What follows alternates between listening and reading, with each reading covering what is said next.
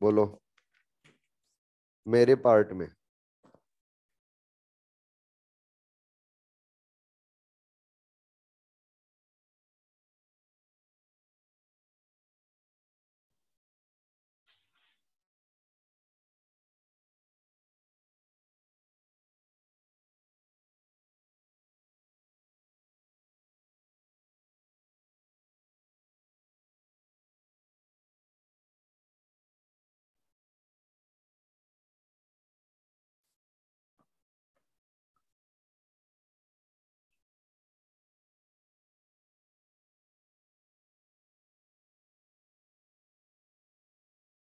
Good morning.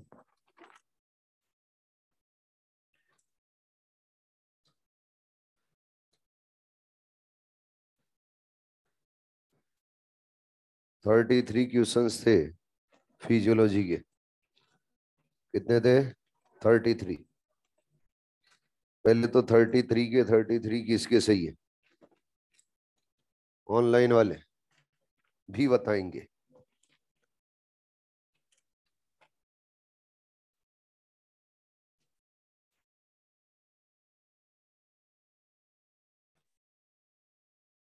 किसी की 30 के 33, कोई बात नहीं।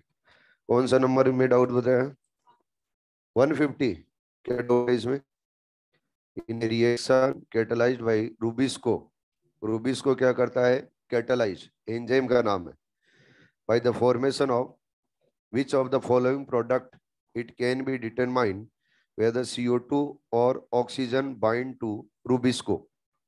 रूबिस्को के साथ में अगर कार्बन डाइऑक्साइड और ऑक्सीजन बाइंड होता है तो फिर आगे प्रोडक्ट फॉर्म होता है, तो उसकी एक एक्टिव साइड के ऊपर क्या बाइंड होगा, ये पूछना चाह रहा आपसे।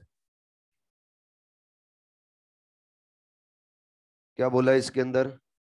फोस्फोग्लिसरेट। फोस्फोग्लिसरेट क्या है? फोस्फोग्लिसरेट तो फोस्फोलिपिड है। फोस्फोलिपिड तो बनाएगा नहीं है प्रोडक्ट की फॉर्म में। प्रोडक्ट की फॉर्म में क्या बनाएगा? कार्बन डाइऑक्साइड बाइंड होगा तो क्या बनाएगा? पीजीए। और अगर ऑक्सीजन बाइंड होगा तो क्या बनाएगा? Phospho glycolate. अब बोल रहा है राइबुलोज 1,5 बिस्फोस्फेट, प्रोडक्ट थोड़ी है ये तो क्या है? सबस्ट्रेट। फोस्फोइनोल पायरुवेट, ये भी नहीं है, तो क्या बचा? फोस्फोग्लाइकोलेट। तो दोनों में से एक था कोई सा भी। आप क्या सोचने लगे ऑक्सीजन कार्बन डाइऑक्साइड तो बनना चाहिए क्या पीजीए? पीजीए ऑप्शन में नहीं है, क्वेश्चन गलत गलत नहीं, क्वेश्चन सही है। और लगा रखा है कार्बन डाइऑक्साइड और ऑक्सीजन। बोलिए और बोलिए, जल्दी से बोलिए, जो भी डाउट हो, टाइम ना लगाए। 172। हाँ, स्टेटमेंट बेस वाला होगा। 172। इसमें क्या प्रॉब्लम बच्चे? Alignment of chloroplast parallel to, parallel हो रहा है to incident light lateral wall is known as. Parallel हो रहा है तो क्या बोला जाएगा? पैरास्ट्रोफी। 179 में option D, chloroplast stroma with rubisco. क्या पूछ रहा है इसमें? Choose the feature of bundle sheath cells of C4 plant. C4 plant की बंडल सी सेल के लिए हमें फीचर्स देखने हैं। Possess thick wall without intercellular space, सही है। ग्रेनल क्लोरोप्लास्ट, गलत है। एग्रेनल क्लोरोप्लास्ट हो। More chloroplast than mesophyll. Chloroplast stroma with rubisco. Chloroplast का जो स्ट्रोमा है वो रूबिस्को रखता है, ये पूछ रहा है ये। तो बंडल सी सेल के अंदर क्लोरोप्लास्ट होता है, उसके स्ट्रोमा के अंदर रूबिस्को मिलता है। मीजोफिल सेल के अंदर जो क्लोरोप्लास्ट होता है, उस क्लोरोप्लास्ट के स्ट्रोमा के अंदर रूबिस्को नहीं होता है। इसीलिए तो C4 प्लांट में C3 साइकिल कहां चलती है? Bundle sheath cell. हो गया क्लियर? ये बताया आपको यहां पे लिख के, दोनों में कंपैरिजन करके। देख ना देखें आप घर जाके। और बोलो, जल्दी बोलिए। और कोई डाउट है? 1 2 3 1 2 3 30 नंबर तो मेरा क्वेश्चन ही नहीं है।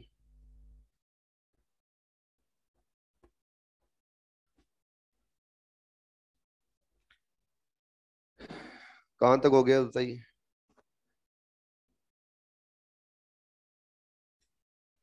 जिब्रेलिन, इसी को बोला जाता है जिब्रेलिक एसिड। जिब्रेलिन और जिब्रेलिक एसिड के बारे में बात करते हैं बच्चों। जिब्रेलिन और जिब्रेलिन की भी डिस्कवरी एक्सीडेंटल थी। अगर हम देखें जापान में, तो जापान के अंदर 1900 में एक डिजीज हो गई राइस प्लांट के अंदर। और राइस प्लांट में डिजीज ये हुई कि जो राइस प्लांट के सीडलिंग थे, वो सीडलिंग कंटिन्यूअस ग्रोथ कर रहे थे, और ग्रोथ करने के बाद में वो येलो कलर के बन रहे थे, और उनके अंदर सीड का फॉर्मेशन नहीं हो रहा था। यानी राइस के अंदर ग्रोथ अच्छे से हो रही थी, लेकिन बच्चे सीड का फॉर्मेशन नहीं हो रहा था। लास्ट में जाके राइस के सीडलिंग है वो येलोविश हो रहे थे, और येलोविश होने की वजह से उनकी क्या हो रही थी, डेथ। तो जापानीज जो फार्मर्स थे उनके सामने बड़ी प्रॉब्लम आ गई। क्यों आ गई? क्योंकि जापान के अंदर जितने भी फार्मर्स थे वो राइस का प्रोडक्शन नहीं कर पा रहे थे, क्योंकि राइस प्लांट के अंदर डिजीज होने लग गई थी। और इस डिजीज के अंदर क्या हो रहा था, सीडलिंग कंटिन्यूअस ग्रो कर रहे थे। तो फिर राइस सीडलिंग को लेके फार्मर्स साइंटिस्टों के पास में पहुंचे। साइंटिस्टों ने जब स्टडी की तो उन्होंने ये देखा कि इसके अंदर एक फंगस का इन्फेक्शन हो रहा है, और उस फंगस का नाम था जिब्रेला फ्यूजिकोराई। जिब्रेला फ्यूजिकोराई का जब इन्फेक्शन हो रहा था सीडलिंग में, तो वो रेपिडली इनलोंगेट हो रहा था, और रेपिडली इनलोंगेट होने की वजह से सीडलिंग येलोविश कलर का बन रहा था, और फिर बच्चे प्लांट की क्या हो जा रही थी, डेथ। तो उन्होंने बोला कि ये सीडलिंग बेकार का है। अगर बेकार सीडलिंग होता है तो उसको बोला जाता है फॉलिश सीडलिंग। फॉलिश सीडलिंग इसलिए बोला गया है क्योंकि बच्चे इस सीडलिंग से आगे सीड का जर्मिनेशन नहीं हो, सीड का फॉर्मेशन नहीं होता। अगर इस सीडलिंग से आगे सीड का फॉर्मेशन नहीं हो पा रहा है तो ये बेकार का सीडलिंग है, कोई काम का नहीं है। तो फॉलिश सीडलिंग बोला गया। और अगर फॉलिश सीडलिंग है तो इसी के बेसिस से इस डिजीज को नाम दिया गया बच्चे बेकेने डिजीज। अब जब राइस में बेकेने डिजीज हो रही थी तो उस बेकेने डिजीज का रिजल्ट क्या था, सीडलिंग में रेपिडली ग्रोथ हो रही थी, येलोविश कलर के हो रहे थे, और फिर सीडलिंग की हो रही थी डेथ। का फॉर्मेशन नहीं हो रहा था। सभी साइंटिस्ट ने इसको लाइट में लिया, लेकिन एक साइंटिस्ट ने इसको सीरियस लिया, और उन साइंटिस्ट का नाम ई कोरोसोवा। ई कोरोसोवा एक जापानीज साइंटिस्ट है। इन्होंने बच्चे सीडलिंग के ऊपर फिर से स्टडी की, और उन्होंने क्या किया, जिस सीडलिंग के अंदर जिब्रेला फ्यूजिकोराई का इन्फेक्शन था, उसमें से जिब्रेला फ्यूजिकोराई को किया आइसोलेट। और जिब्रेला फ्यूजिकोराई को आइसोलेट करने के बाद में उस जिब्रेला फ्यूजिकोराई से निकाल एक्सट्रैक्ट। क्या निकाल लिया? एक्सट्रैक्ट। एक्सट्रैक्ट निकाल के फिर उसको स्टरलाइज कर दिया। क्या कर दिया? स्टरलाइज।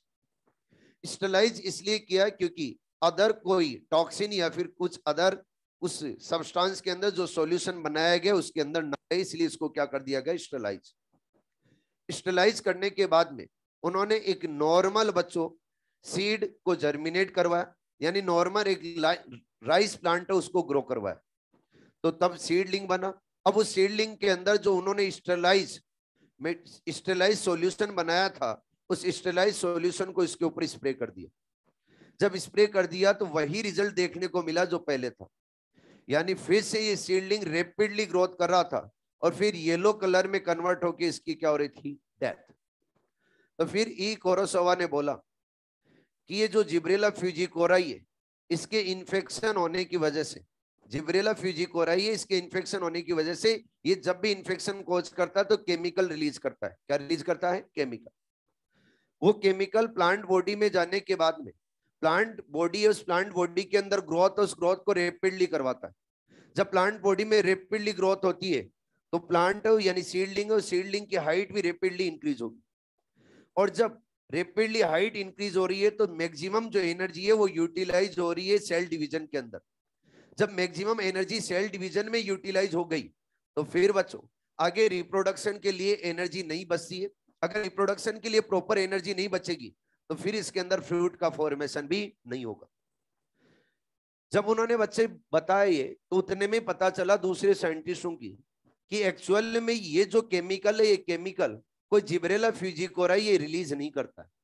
एक्चुअल में एक केमिकल प्लांट बॉडी के अंदर ही सिंथेसाइज होता है और ये केमिकल प्लांट बॉडी में सिंथेसाइज होकर प्लांट की ग्रोथ को रेगुलेट करता है। जब ये पता चला तो फिर साइंटिस्टों ने बच्चे जिब्रेला फ्यूजिकोराई की वजह से ये जो हार्मोन है ये आइडेंटिफाइड हुआ था जिब्रेला फ्यूजिकोराई की वजह से, तो इस हार्मोन को नाम क्या दे दिया गया? जिब्रेलिन। तो जिब्रेलिन को जिब्रेला फ्यूजिकोराई है वो नहीं बना रहा है, जिब्रेलिन प्लांट बॉडी में ही फॉर्म हो रहा है। तो फिर आप बोलोगे सर जिब्रेला फ्यूजिकोराई के इन्फेक्शन होने से फिर सीडलिंग और सीडलिंग के अंदर रैपिडली ग्रोथ क्यों देखने को मिल रही?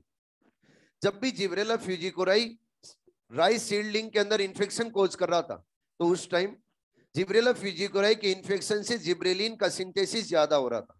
जब प्लांट बॉडी में जिब्रेलिन का सिंथेसिस ज्यादा हो रहा था तो प्लांट के अंदर रैपिडली क्या हो रही थी बच्चे? ग्रोथ, यानी रैपिडली प्लांट की क्या बढ़ रही थी? हाइट। एक्चुअल रीजन ये था, लेकिन एक्चुअल रीजन बाद में जाके पता चला और इसको नाम क्या दिया गया बच्चे? जिब्रेलिन। तो एग्जाम में क्वेश्चन पूछा जाता है कि जिब्रेला फ्यूजिकोराई से कौन सा हार्मोन रिलेटेड है, तो क्या देना आंसर? जिब्रेलिन। अरे ठीक है।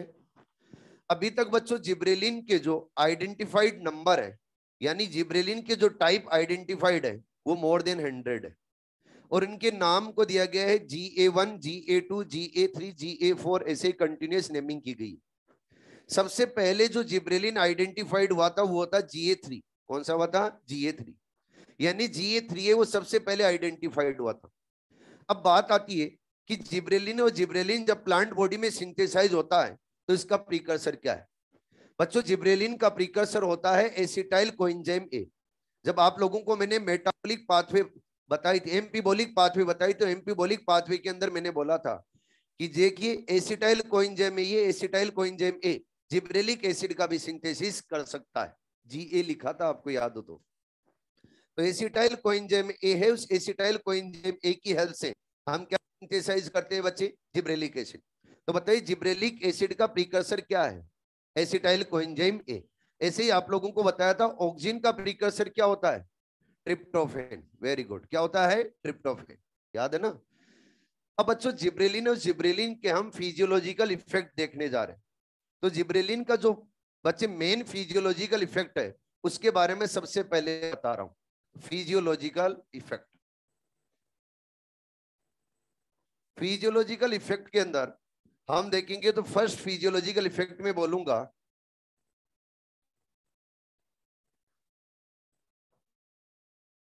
इसका कैरेक्टरिस्टिक फीचर क्या है। बच्चे इसका कैरेक्टरिस्टिक फीचर देखेंगे तो स्टेम इलोंगेशन रहेगा। क्या रहेगा? स्टेम इलोंगेशन, या फिर बोला जाता है कि इंटरनोड इलोंगेशन। क्या रहेगा? Internode elongation. एग्जाम में कई बार डायरेक्टली क्वेश्चन पूछा जाता है कि इंटरनोड उनको इलोंगेट करवाने का मेन फंक्शन किसका है? जिब्रेलिन। इंटरनोड और नोड क्या होती है तो जानते हो क्या? नहीं जानते कई। ये आपके सामने स्टेम है, इस स्टेम के अंदर बच्चों आप लोगों को मिलेंगे नोड एंड इंटरनोड। ये जो लाइनिंग दिखाई है मैंने, ये क्या है? नोड। और टू नोड के बिटवीन जो पार्ट रहेगा उसको क्या बोला जाएगा? इंटरनोड। ठीक है जी। अब देखो इंटरनोड, इस इंटरनोड को इलोंगेट कर देंगे तो क्या स्टेमस, स्टेम का भी बच्चे इलोंगेशन होगा। और स्टेम इलोंगेशन और इंटरनोड इलोंगेशन करवाना मेन फंक्शन किसका होता है? जिब्रेलिन का। जिब्रेलिन और जिब्रेलिन का एक बच्चे फंक्शन होता है, वो होता है बोल्टिंग। क्या होता है? बोल्टिंग। ये बोल्टिंग क्या होता है इसके बारे में समझे पहले अच्छे से। कई प्लांट आप लोगों ने ऐसे देखे होंगे जिनके अंदर बच्चों बंच ऑफ लीफ प्रेजेंट रहती है, यानी लीफ और लीफ बंच के अंदर देखने को मिलती है। अगर एक बंच के अंदर लीफ है तो मैं बोलूंगा उसके अंदर जो स्टेम और स्टेम बहुत ज्यादा रिड्यूस है, यानी स्टेम की जो इंटरनोड है वो ज्यादा क्या है? रिड्यूस। ऐसा क्यों बोल रहा हूं? क्योंकि जब भी बच्चों लीफ फॉर्म होती है तो नोड से लो फॉर्म होती है। अगर नोड से लीफ फॉर्म हो रही है और मैंने इंटरनोड को शॉर्ट कर दिया है तो बच्चे नोड क्या रहेगी? बहुत नजदीक नजदीक। अगर नोड और नोड बहुत नजदीक नजदीक रहेगी तो इनसे लीफ फॉर्म होगी तो क्या बंच की फॉर्म में लीफ बन जाएगी। फॉर एग्जाम्पल आप सभी ने देखा है कैबेज, पत्ता गोभी, उसके अंदर हम देखते हैं तो बच्चों लीफ और लीफ क्या एक जगह बंच की फॉर्म में प्रेजेंट रहती है। वो बंच की फॉर्म में प्रेजेंट रहती है तो क्यों रहती है, क्योंकि जो स्टेम होता है उस स्टेम के अंदर जब आप देखोगे तो इंटरनोड होती है, इंटरनोड बच्चों बहुत क्या रहेगी, शॉर्ट। अगर बहुत शॉर्ट रहेगी इंटरनोड तो फिर यहां से लीफ फॉर्म होगी, और जब बच्चों नोड उस नोड से लीफ फॉर्म होगी तो क्या बहुत सारी लीफ एक जगह नजर आएगी, और क्या बन जाएगा, लीफ का एक बंच। और लीफ का बंच बन जाएगा तो बोला जाएगा ये हैबिट है, इस हैबिट को नाम दिया जाता है अलग से रोजेट हैबिट, बोला जाता है रोजेट हैबिट। और जो लीफ का बंच बनाते हैं प्लांट, उन प्लांट को बोला जाता है बच्चे रोजेट प्लांट। अरे क्या बोला जाता है, रोजेट प्लांट। ये रोजेट आपके सामने एग्जाम्पल रखें तो 2 एग्जाम्पल होंगे, एक तो कैबेज और दूसरा क्या रहेगा बच्चे, बीट। नाम सुना है क्या। अगर बच्चों जिब्रेलिन और जिब्रेलिन का इसमें जिब्रेलिन की कंसंट्रेशन को बढ़ा दे, या फिर बोलूं मैंने आर्टिफिशियली इस प्लांट को यानी कैबेज और बीट को मैं अगर जिब्रेलिन दे देता हूं तो फिर क्या होगा बच्चे, इंटरनोड और इंटरनोड को क्या कर देगा, इलोंगेट। और जब इंटरनोड को इलोंगेट कर देगा तो क्या इसके अंदर लीफ और लीफ का फिर बच्चों बंच फॉर्म हो पाएगा, नहीं। तो चलो वो भी करते। मैंने इसको क्या दिया है बच्चे, जिब्रेलिक एसिड। और जब जिब्रेलिक एसिड दिया तो इंटरनोड क्या होगी, ये इलोंगेट। और जब इंटरनोड इलोंगेट हो गई तो क्या बच्चों लीफ और लीफ क्या दूर दूर हो गई। अब जब लीफ दूर दूर हो गई है तो ये क्या बच्चों रोजेट प्लांट है। अरे क्या रोजेट प्लांट है, नहीं। अब रोजेट प्लांट नहीं है। अब बच्चों हमने क्या किया है, सभी लीफ को दूर दूर कर दिया। अगर दूर दूर कर दिया तो इस इफेक्ट को क्या बोला जाता है, बोल्टिंग इफेक्ट। अरे क्या बोला जाता है, बोल्टिंग इफेक्ट। और अगर हम रोजेट प्लांट की रोजेट हैबिट से अगर हम बोल्टिंग इफेक्ट करवा के प्लांट के अंदर लीफ को स्टेम के ऊपर जो प्रेजेंट लीफ है उनको दूर दूर कर देंगे तो इस बच्चे पार्ट को बोला जाता है बोल्टेड सूट। क्या बोला जाता है, बोल्टेड सूट। और इफेक्ट को क्या बोला जाएगा बच्चे, बोल्टिंग इफेक्ट। अरे क्या बोला जाएगा, बोल्टिंग इफेक्ट। तो एग्जाम में बहुत फेमस क्वेश्चन है, पूछा जाता है कि बोल्टिंग इफेक्ट है, बोल्टिंग इफेक्ट कॉज करने वाला कौन सा हार्मोन है, क्या देना आंसर, जिब्रेलिन। अरे क्या समझ में तो आ गया है क्या ये, आगे नेक्स्ट है बच्चों, और वो है overcome genetic dwarfism. Genetic dwarfism है, उसको क्या कर देता है बच्चे, ओवरकम। कई आप लोग देखते हो प्लांट की हाइट क्या होती है, बहुत कम होती है। अगर प्लांट की हाइट कम है और उनकी हाइट को बढ़ाना है तो क्या दे सकते हैं हम, जिब्रेलिन। जैसे आप लोगों ने पढ़ा होगा मटर, पी, उस पी की अगर हाइट देखेंगे तो अगर उसको हम जिब्रेलिन देंगे, जिब्रेलिन देने से उसकी हाइट क्या हो जाएगी, बढ़ जाएगी। एक्चुअल में उसकी हाइट किसके ऊपर डिपेंड करती है, क्या जेनेटिक, बोलो। तो जेनेटिक ड्वार्फिज्म है, उसको कम करने के लिए हम किसका यूज कर सकते हैं बच्चे, जिब्रेलिन का। अरे समझ तो पा रहे हो। नेक्स्ट बच्चों आपके सामने इफेक्ट आता है, वो आता है improve sugar cane yield. Sugar cane का इल्ड है, उसको इंप्रूव कर सकते हैं। और इंप्रूव कर सकते हैं कितना, 20 टन पर एकड़। पर एकड़ कितने टन बचे, 20 टन। शुगर केन है, शुगर केन से हम क्या कलेक्ट करते हैं, क्या उसका स्टेम कलेक्ट करते हैं, बोलो। स्टेम ही कलेक्ट किया जाता है। और स्टेम के इंटरनोड को अगर इनलोंगेट कर देंगे तो बताओ शुगर केन का इल्ड इंक्रीज होगा या डिक्रीज। और पर एकड़ बच्चों जिब्रेलिन का यूज करके शुगर केन का इल्ड इंक्रीज कर सकते हो कितना, 20 टन पर एकड़। अरे कितना, 20 टन पर एकड़। एग्जाम में क्वेश्चन पूछा गया है कि शुगर केन का इल्ड 20 टन पर एकड़ इंक्रीज करने के लिए कौन सा हार्मोन यूज में लिया जाता है, क्या देना आंसर, जिब्रेलिन। अरे ठीक है बच्चे, हम जिब्रेलिन का यूज करके इंप्रूव कर सकते हैं एप्पल की सेप। किसकी सेप, एप्पल की सेप को क्या कर सकते हैं, इंप्रूव। अगर जिब्रेलिन दे देंगे तो फिर छोटी एप्पल नहीं बढ़ेगी, बनेगी बच्चे बड़ी एप्पल बनेगी, यानी साइज एप्पल की बढ़ जाएगी। अगर सेप इंप्रूव हो जाएगी तो क्या बच्चों इसका प्रोडक्शन भी इंप्रूव हो जाएगा। अरे बोलो नेक्स्ट। अगर नेक्स्ट देखेंगे तो आएगा बच्चे improve yield of grapes. Grapes से उन ग्रेप्स का यील्ड भी बच्चों क्या कर देता है, इंप्रूव। ग्रेप्स का कैसे यील्ड इंप्रूव करेगा, आप सभी लोग ग्रेप्स, जब ग्रेप्स खाते हो तो क्या स्टॉक्स में लगे रहते हैं, अरे क्या उसके अंदर बहुत सारी ऐसे गुच्छे में लगे रहते हैं। अब अगर मैं बोलूंगी स्टॉक के ऊपर पास पास में नोड प्रेजेंट है, यानी इंटरनोड शॉर्ट है, तो आप सभी जानते हो जब भी यहाँ पे ग्रेप्स लगेगा तो कहां पे लगेगा, नोड पे। तो इंटरनोड अगर शॉर्ट है, बहुत सारे ग्रेप्स लगेंगे और एक क्या लगेगी, एक बंच के अंदर लग जाएंगे। अब ग्रेप्स है, उन ग्रेप्स की साइज को अगर इंक्रीज करना है तो उनको प्रॉपर स्पेस भी मिलना जरूरी। अगर स्पेस नहीं मिलेगा तो साइज उनकी इंक्रीज नहीं होगी, यानी शेप भी नहीं बढ़ेगा।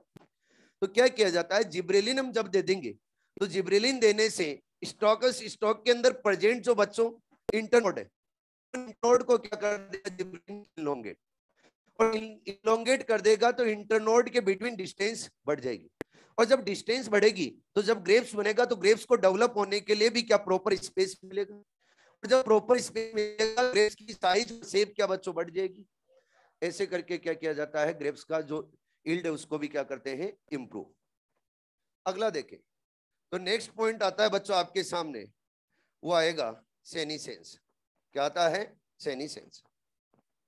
अगर हम सेनीसेंस की बात करें तो बच्चों जिब्रेलिन और जिब्रेलिन सेनीसेंस को क्या करेगा, डिले। क्या करता है, डिले। डिले करता है, लेकिन प्लांट के सभी पार्ट के अंदर डिले नहीं करता, याद रखना।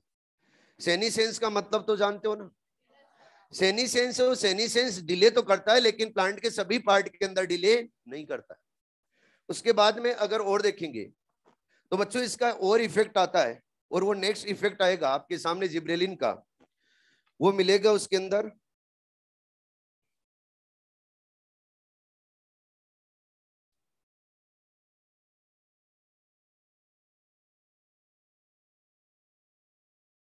सेनीसेंस, और सेनीसेंस को डिले करता है, साथ में सीड और सीड के जर्मिनेशन को, सीड डोरमेंसी और सीड डोरमेंसी को क्या करेगा बच्चे, मेंटेन रखेगा।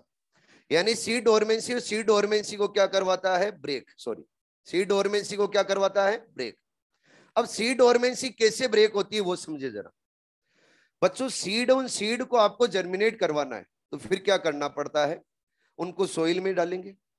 सोइल में डालने से सीड जर्मिनेट नहीं होते, सीड के अंदर जो फूड प्रेजेंट है उस फूड का ब्रेकडाउन स्टार्ट करना होता है, और जब फूड का ब्रेकडाउन स्टार्ट करना होता है तो उसके लिए एंजाइम्स को एक्टिवेट करना होता है। अब एंजाइम्स को एक्टिवेट करना है तो क्या करेंगे बच्चे, एंजाइम्स अगर इनएक्टिवेट है तो सीड डोरमेंसी फॉर्म हो जाएगी, और अगर एंजाइम्स को एक्टिवेट कर दिया तो सीड डोरमेंसी हो जाएगी ब्रेक। फिर से रिपीट कर रहा हूं, अगर एंजाइम्स उन एंजाइम्स को एक्टिवेट कर दिया तो सीड डोरमेंसी क्या हो जाएगी, ब्रेक, और सीड का क्या हो जाएगा, जर्मिनेशन। और अगर एंजाइम्स को इनएक्टिवेट रखा तो सीड बच्चे आगे जर्मिनेट नहीं होगा। आप बोलो कि सीड डोरमेंसी से एंजाइम्स का क्या लेना देना। जब बच्चों फूड का ब्रेकडाउन होगा तभी रेस्पिरेशन स्टार्ट होगा, और जब रेस्पिरेशन स्टार्ट होगा तभी सीड का जर्मिनेशन होगा। अगर रेस्पिरेशन स्टार्ट करना है तो एंजाइम्स को एक्टिवेट करना है, और एंजाइम्स को एक्टिवेट करने के लिए कौन रिस्पॉन्सिबल होता है, जिब्रेलिन। जिब्रेलिन बच्चे अल्फा एमाइलेज एंजाइम को एक्टिवेट करता है। आप सभी जानते हो जब भी सीड के अंदर फूड का स्टोरेज होता है तो किस फॉर्म में होगा, स्टार्च की फॉर्म, और स्टार्च को ब्रेक करने के लिए कौन रिस्पॉन्सिबल होता है, अल्फा एमाइलेज। इसके अलावा बच्चों लिपिड, और लिपिड भी स्टोर्ड होता है। कई ऐसे सीड होते हैं जिनके अंदर क्या प्रेजेंट रहता है, लिपिड। जैसे फैटी सीड है तो फैटी सीड के अंदर क्या प्रेजेंट रहेगा, लिपिड। अगर इस लिपिड को भी ब्रेक डाउन करना है तो क्या चाहिए, क्या लाइपेज चाहिए। उस लाइपेज एंजाइम को भी एक्टिवेट करने के लिए कौन रेस्पॉन्सिबल होता है, जिब्रेलिक एसिड। इसके अलावा बच्चों आप लोगों ने सभी ने नाम सुना है प्रोटीएज का। प्रोटीएज किसके अंदर बच्चे ब्रेक डाउन करेगा, क्या प्रोटीन का करेगा। अगर ये इन एंजाइम्स को एक्टिवेट करता है तो एक्टिवेट करेगा एंजाइम्स को, तो ये क्या फूड का ब्रेकडाउन करेंगे, और जब फूड का ब्रेकडाउन करेंगे तो सीड और सीड की डोरमेंसी क्या हो जाएगी, ब्रेक। तो याद रखना है, एग्जाम में फेमस क्वेश्चन पूछा जाता है कि सीड डोरमेंसी को ब्रेक करने वाला एंजाइम कौन सा है, सीड डोरमेंसी को ब्रेक करने वाला हार्मोन कौन सा है, तो क्या देना आंसर, जिब्रेलिन।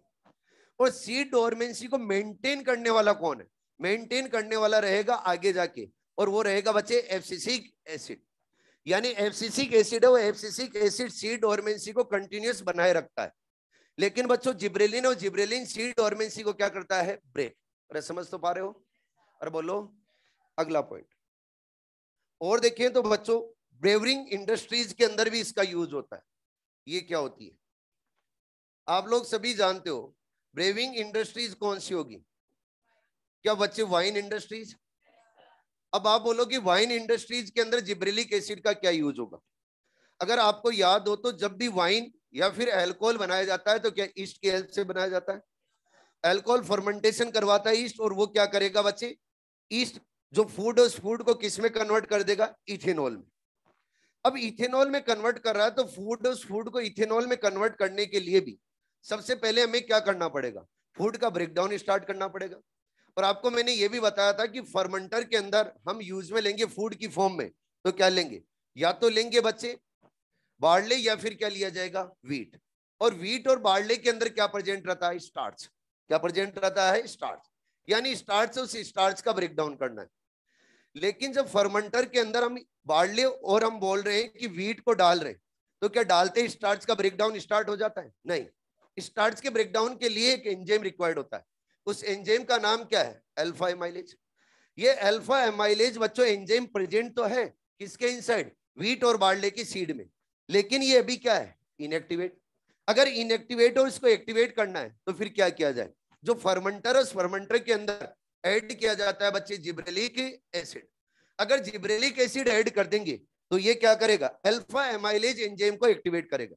और जब अल्फा एमाइलेज एंजाइम को एक्टिवेट करेगा तो स्टार्च का होगा ब्रेकडाउन। और जब स्टार्च का ब्रेकडाउन होगा तो आप जानते हो स्टार्च का मोनोमर क्या होता है? ग्लूकोज। अगर ग्लूकोज है तो मेनी ग्लूकोज मॉलिक्यूल फॉर्म होंगे। लेकिन कई बार ऐसा भी देखने को मिलता है कि टू ग्लूकोज मॉलिक्यूल आपस में बाइंड रह जाते हैं। अगर टू ग्लूकोज मॉलिक्यूल बाइंड रह जाते हैं तो क्या उसको माल्टोज बोलेंगे? अरे क्या बोलेंगे? माल्टोज। यानी ब्रेविंग इंडस्ट्रीज के अंदर जब जिब्रेलिक एसिड का यूज किया जाता है तो ये अल्फा एमाइलेज एंजाइम को एक्टिवेट करके स्टार्च को किस में कन्वर्ट करता है? माल्टोज में। एंड किस में कन्वर्ट करेगा? ग्लूकोज में। जब बच्चे माल्टोज में कन्वर्ट कर रहा है तो इस प्रोसेस को नाम दिया जाता है माल्टिंग प्रोसेस। क्या बोला जाता है? Malting process. तो फिर से एक फेमस क्वेश्चन बनता है यहां से कि माल्टिंग एंड बोल्टिंग प्रोसेस के लिए रेस्पॉन्सिबल हार्मोन कौन सा है? Gibberellic acid. अरे कौन सा होगा? Gibberellic acid. बच्चों इसका लास्ट जो फिजियोलॉजिकल इफेक्ट है वो भी सुनिए। अर्ली मेच्योरिटी इन कोनिफर्स। कोनिफर्स क्या होते हैं? सबसे पहला पॉइंट तो ये, इधर ध्यान दो सारे। कोनिफर्स क्या होते हैं? पहला पॉइंट तो ये समझिए। कोनिफर्स बोला जाता है जिम्नोस्पर्म को। किसको बोला जाता है? जिम्नोस्पर्म। और जिम्नोस्पर्म में अगर अर्ली मेच्योरिटी बनानी है तो क्या देना पड़ेगा? स्टार्टिंग में ही जिब्रेलिक एसिड। क्या होगा सुनो, जब हम जिब्रेलिक एसिड बच्चों पहले ही दे देंगे तो उसके अंदर ग्रोथ क्या होगी? जल्दी।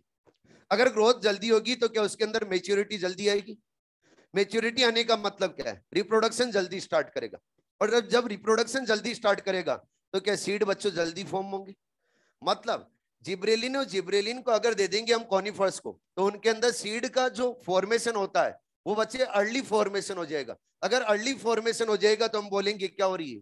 अर्ली मेच्योरिटी इन कॉनिफर्स। हेलो बच्चों, नेक्स्ट आता है बायोएसी ऑफ जिब्रेलिन।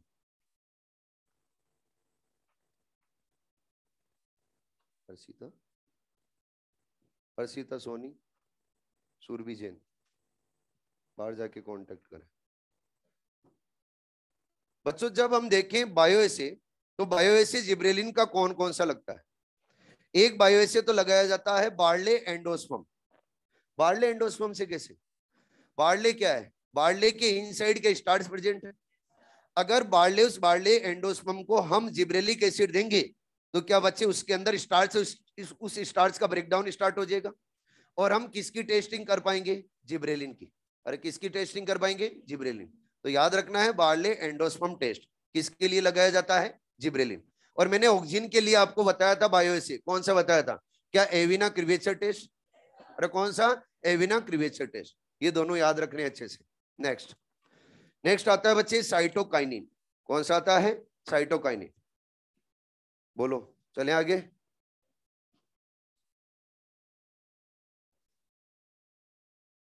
कवर तो हो गए ना सारे इफेक्ट? कोई रह तो नहीं गए?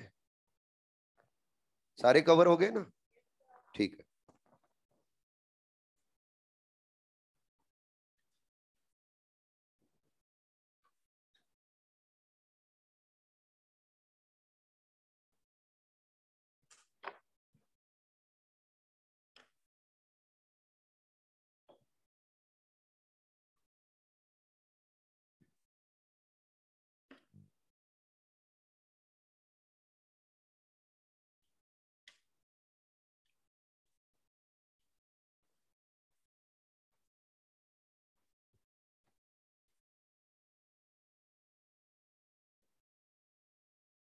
साइटोकाइनिन। नेक्स्ट बच्चों जो हार्मोन आता है वो कौन सा आता है? साइटोकाइनिन। साइटोकाइनिन और साइटोकाइनिन की डिस्कवरी भी एक्सीडेंटल थी। दो साइंटिस्ट थे, एक साइंटिस्ट का नाम है स्कूग और दूसरे का नाम है मिलर। स्कूग एंड मिलर एक काम करे थे टिश्यू कल्चर के ऊपर। आप सभी लोग टिश्यू कल्चर अच्छे से जानते हो क्योंकि आप पढ़े हो जेनेटिक्स, और जेनेटिक्स के अंदर बच्चे प्लांट टिश्यू कल्चर पढ़ाया जाता है। जब भी टिश्यू कल्चर के अंदर प्लांट उस प्लांट के पार्ट को ग्रोथ करवाते हैं तो क्या उसको कैलस बोलते हैं?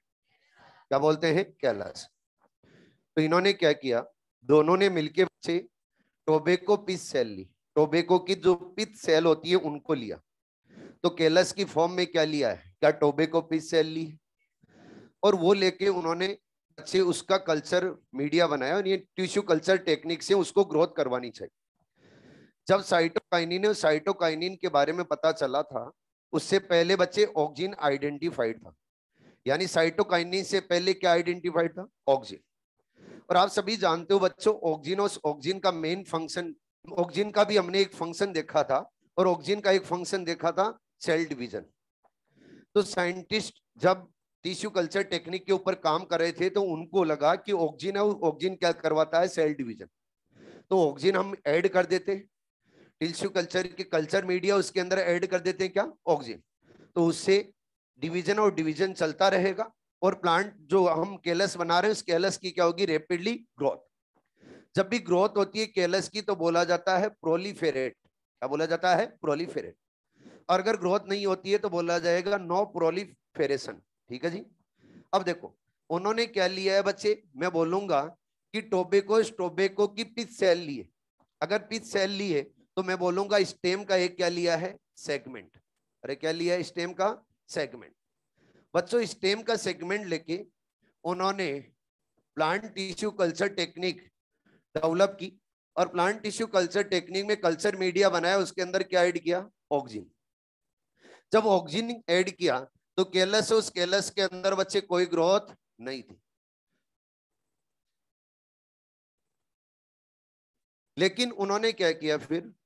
ऑक्सिन, उस ऑक्सिन के साथ में कुछ अदर सब्सटेंस भी ऐड किए। ऑक्सिन के साथ में कुछ अदर सब्सटेंस ऐड किए। और जब अदर सब्सटेंस किए तो क्या क्या ऐड किए मैं आपको सामने लिख रहा हूं। First, extract of vascular tissue. Vascular tissue का क्या ऐड किया था बच्चे? एक्सट्रैक्ट। या फिर और क्या ऐड कर सकते हैं? ऐड कर सकते हैं बच्चे एक्सट्रैक्ट ऑफ ईस्ट। ईस्ट का एक्सट्रैक्ट ऐड कर सकते हैं। और क्या ऐड कर सकते हैं? Extract of hearing fish sperm DNA. या फिर ऐड कर सकते हैं बच्चे कोकोनट मिल्क। इनमें से उन्होंने सभी एक्सट्रैक्ट को यूज में लिया था, एक एक करके, सभी को साथ में यूज में नहीं लिया था। सबसे पहले उन्होंने ऑक्सिन लिया और ऑक्सिन के साथ में क्या डाला है? Extract of vascular tissue. अब जितने भी उन्होंने एक्सट्रैक्ट बनाए, ये एक्सट्रैक्ट बच्चों स्टरलाइज्ड है और स्टरलाइज करने के लिए उन्होंने टेक्निक यूज में ली। वो टेक्निक थी ऑटोक्लेविंग। ऑटोक्लेविंग क्या होती है? आप सभी ने बच्चे घर के अंदर देखा होगा प्रेशर कुकर, देखा है? वैसा ही एक इंस्ट्रूमेंट होता है लैब के अंदर जिसको बोला जाता है ऑटोक्लेव। वो ऑटोक्लेव हाई टेम्परेचर और हाई प्रेशर के ऊपर वर्क करता है। जिसका भी हमें स्टेरिलाइजेशन करना होता है उस ऑटोक्लेव के इनसाइड हम रख देते हैं और उसको बच्चे टाइटली क्लोज कर दिया जाता है। फिर उसके अंदर टेम्परेचर एंड प्रेशर सेट होता है। जितना आपको टेम्परेचर और जितना आपको प्रेशर रखना वो सेट कर दीजिए। जब आप स्विच ऑन कर दोगे तो बच्चे उसके अंदर प्रेशर, स्टीम से प्रेशर जनरेट होता है क्योंकि वाटर रहता है। स्टीम से क्या जनरेट होगा? प्रेशर, और साथ में टेम्परेचर भी इंक्रीज होता है। हाई टेम्परेचर और हाई प्रेशर के ऊपर क्या किया जाता है? स्टरलाइजेशन। किसकी हेल्प से? ऑटोक्लेव।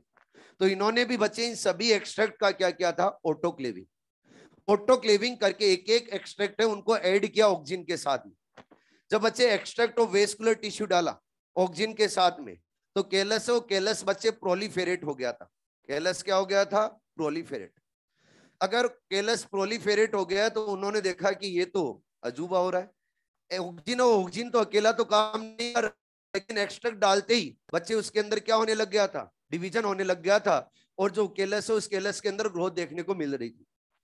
मतलब क्या हो रहा था उसके अंदर? पहले डी डिफरेंशिएशन, और डी डिफरेंशिएशन होने के बाद में क्या हो रहा था बच्चे? डिवीजन। आप जानते हो अगर सेल्स ले रहे हैं स्टेम सेगमेंट की, तो हम बोलेंगे वो पहले से ही क्या है? डिफरेंशिएटेड है। तो पहले उनका क्या करना पड़ता है? D differentiation. तो जब हम ऑक्सीजन और इसके साथ में एक्सट्रैक्ट डालेंगे तो वो क्या कर रहा था? डी डिफरेंशिएशन, और डी डिफरेंशिएशन होते ही क्या स्टार्ट हो रहा था? Cell division. बच्चे एक्सट्रैक्ट ऑफ ईस्ट, ईस्ट का एक्सट्रैक्ट डाला तब भी ऑक्सीजन के साथ में केलस, उस केलस के अंदर ग्रोथ देखने को मिली। इधर देखेंगे हेरिंग फिश स्पर्म डीएनए डाला उसने ऑटोक्लेव करके, तो फिर भी बच्चों केलस है उस केलस के अंदर क्या देखने को मिला? प्रोलीफेरेट। और कोकोनट मिल्क से भी बच्चे उसके अंदर ग्रोथ देखने को मिली। तो फिर उन्होंने यहां से कंक्लूजन दिया। कंक्लूजन में उन्होंने क्या बोला? ऊपर देखो सारे। कंक्लूजन में उन्होंने ये बोला कि जब भी हम हाई टेम्परेचर और हाई प्रेशर के ऊपर स्टरलाइजेशन करते हैं ऑटोक्लेविंग की हेल्प से, तो जो डीएनए होता है उस डीएनए के अंदर एक बेस प्रेजेंट रहता है, एडेनिन। जानते हो सभी आप? हाई टेम्परेचर और हाई प्रेशर के ऊपर वो एडेनिन अपने डेरिवेटिव के अंदर कन्वर्ट हो जाता है, और वो डेरिवेटिव का नाम था काइनेटिन। क्या नाम था? काइनेटिन। काइनेटिन, उस काइनेटिन के अंदर कन्वर्ट हो जाता है, और ये काइनेटिन साइटोकाइनेसिस है, उस साइटोकाइनेसिस की रेट को कर देता है इंक्रीज। साइटोकाइनेसिस किसको बोलते हैं? क्या डिवीजन ऑफ साइटोप्लाज्म? अरे बोलो।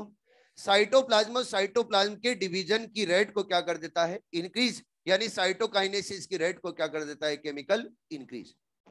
जब ये केमिकल इंक्रीज कर देता है साइटोकाइनिन की प्रोसेस को, साइटोकाइनेसिस की प्रोसेस को, तो बच्चों साइटोकाइनेसिस की प्रोसेस को जो केमिकल इंक्रीज कर रहा था, तो उसको नाम क्या दे दिया गया? साइटोकाइनिन। फिर से रिपीट कर देता हूं। उन्होंने बोला कि जब भी हम ये एक्सट्रैक्ट रख रहे हैं तो इन एक्सट्रैक्ट के अंदर क्या प्रेजेंट है? डीएनए। वो डीएनए हाई टेम्परेचर और हाई प्रेशर के ऊपर डीएनए में प्रेजेंट एडेनिन है, वो एडेनिन कन्वर्ट हो जाता है किसके अंदर? काइनेटिन में। काइनेटिन और kinetin during cell division cytokinesis process है उसको क्या कर देता है? इंक्रीज। जब साइटोकाइनेसिस इंक्रीज हो जाएगा तो क्या सेल डिवीजन बच्चों फास्ट चलेगा? अरे बोलो। अगर साइटोकाइनेसिस फास्ट हो रहा था इससे, तो इसको नाम क्या दे दिया गया बच्चे? साइटोकाइनिन। आप मुझे बताए काइनेटिन है, काइनेटिन तो एक सिंथेटिक साइटोकाइनिन है या नेचुरल है? सिंथेटिक, क्योंकि लैब के अंदर बनाया गया है, टेम्परेचर हाई देके बनाया गया, मतलब ये काइनेटिन कोई नेचुरल साइटोकाइनिन नहीं है। अब देखो, जब और बात करें हम साइटोकाइनिन के रिगार्डिंग, तो साइटोकाइनिन और साइटोकाइनिन के अंदर टू टाइप के साइटोकाइनिन होते हैं।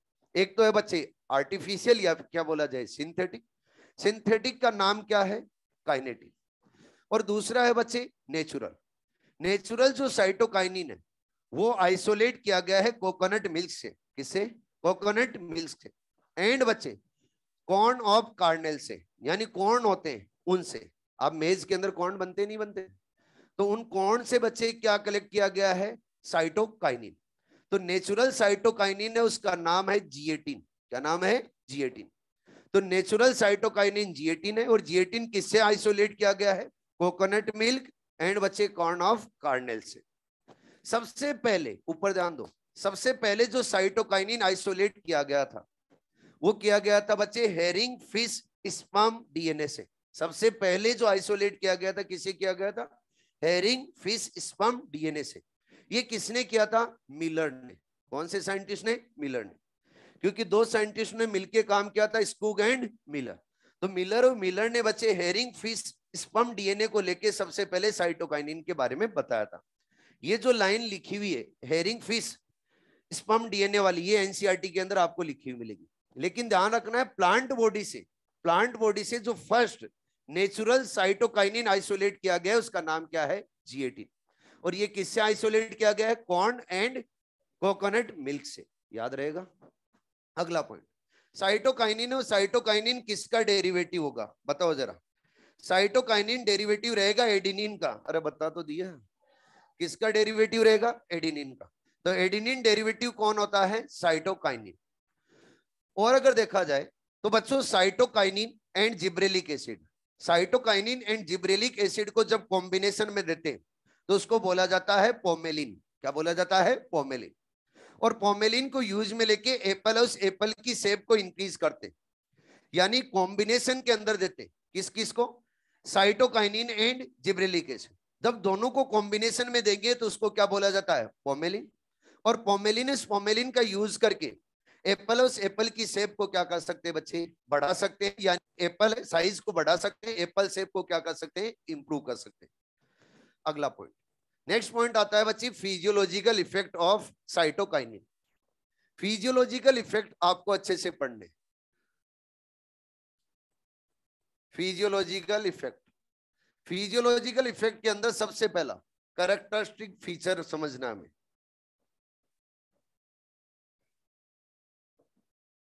बच्चे इसका जो मेन फीचर है वो है सेल डिवीजन, यानी जो मेन फंक्शन है वो मेन फंक्शन क्या रहेगा? Cell division. अब देखो सेल डिवीजन है वो क्यों बोला गया, इधर ध्यान दो। ऑक्सीजन हम अकेला दे रहे थे, तो ऑक्सीजन अकेले देने से क्या केलस और स्केलेस के अंदर क्या कोई प्रोलिफेरेशन देखने को मिला? एक्चुअल में अगर ऑक्सीजन का मेन फंक्शन सेल डिवीजन होता तो क्या ये केलस प्रोलिफेरेट हो जाता? यस। लेकिन ये ऑक्सीजन देने के बाद में प्रोलिफेरेशन नहीं हो रहा केलस में। कहने का मतलब ऑक्सीजन का मेन फंक्शन सेल डिवीजन नहीं है। जब भी हमने बच्चे एक्सट्रैक्ट डाला तो मतलब क्या डाला है साथ में? साइटोकाइनिन। अगर साइटोकाइनिन का यूज किया तो फिर क्या बच्चे केलस के अंदर प्रोलिफेरेशन देखने को मिला? मतलब सेल डिवीजन करवाने के लिए मेनली कौन रेस्पॉन्सिबल है? साइटोकाइनिन। ठीक है। अगला पॉइंट बच्चों, साइटोकाइनिन और साइटोकाइनिन का एक मेन फंक्शन और होता है, ये कम करता है, overcome apical dominance. Apical dominance है, उस एपिकल डोमिनेंस को क्या करेगा? कम। आप तो मुझे बताओ एपिकल डोमिनेंस को प्रमोट करने वाला कौन होता है? ऑक्सीजन। ऑक्सीजन और ऑक्सीजन बच्चों एपिकल पार्ट के अंदर डिवीजन करवा के क्या प्लांट उस प्लांट की लेंथ को बढ़ाता रहता है, उसके अंदर लेटरल ब्रांचेज का फॉर्मेशन नहीं होने देता। लेकिन साइटोकाइनिन और साइटोकाइनिन बच्चे लेटरल ब्रांच को क्या करता है? फॉर्म। कैसे? जब साइटोकाइनिन का प्लांट बॉडी के अंदर फॉर्मेशन होने लगता है तो बच्चे ऑक्सीजन का इफेक्ट कम होने लगता है। कैसे?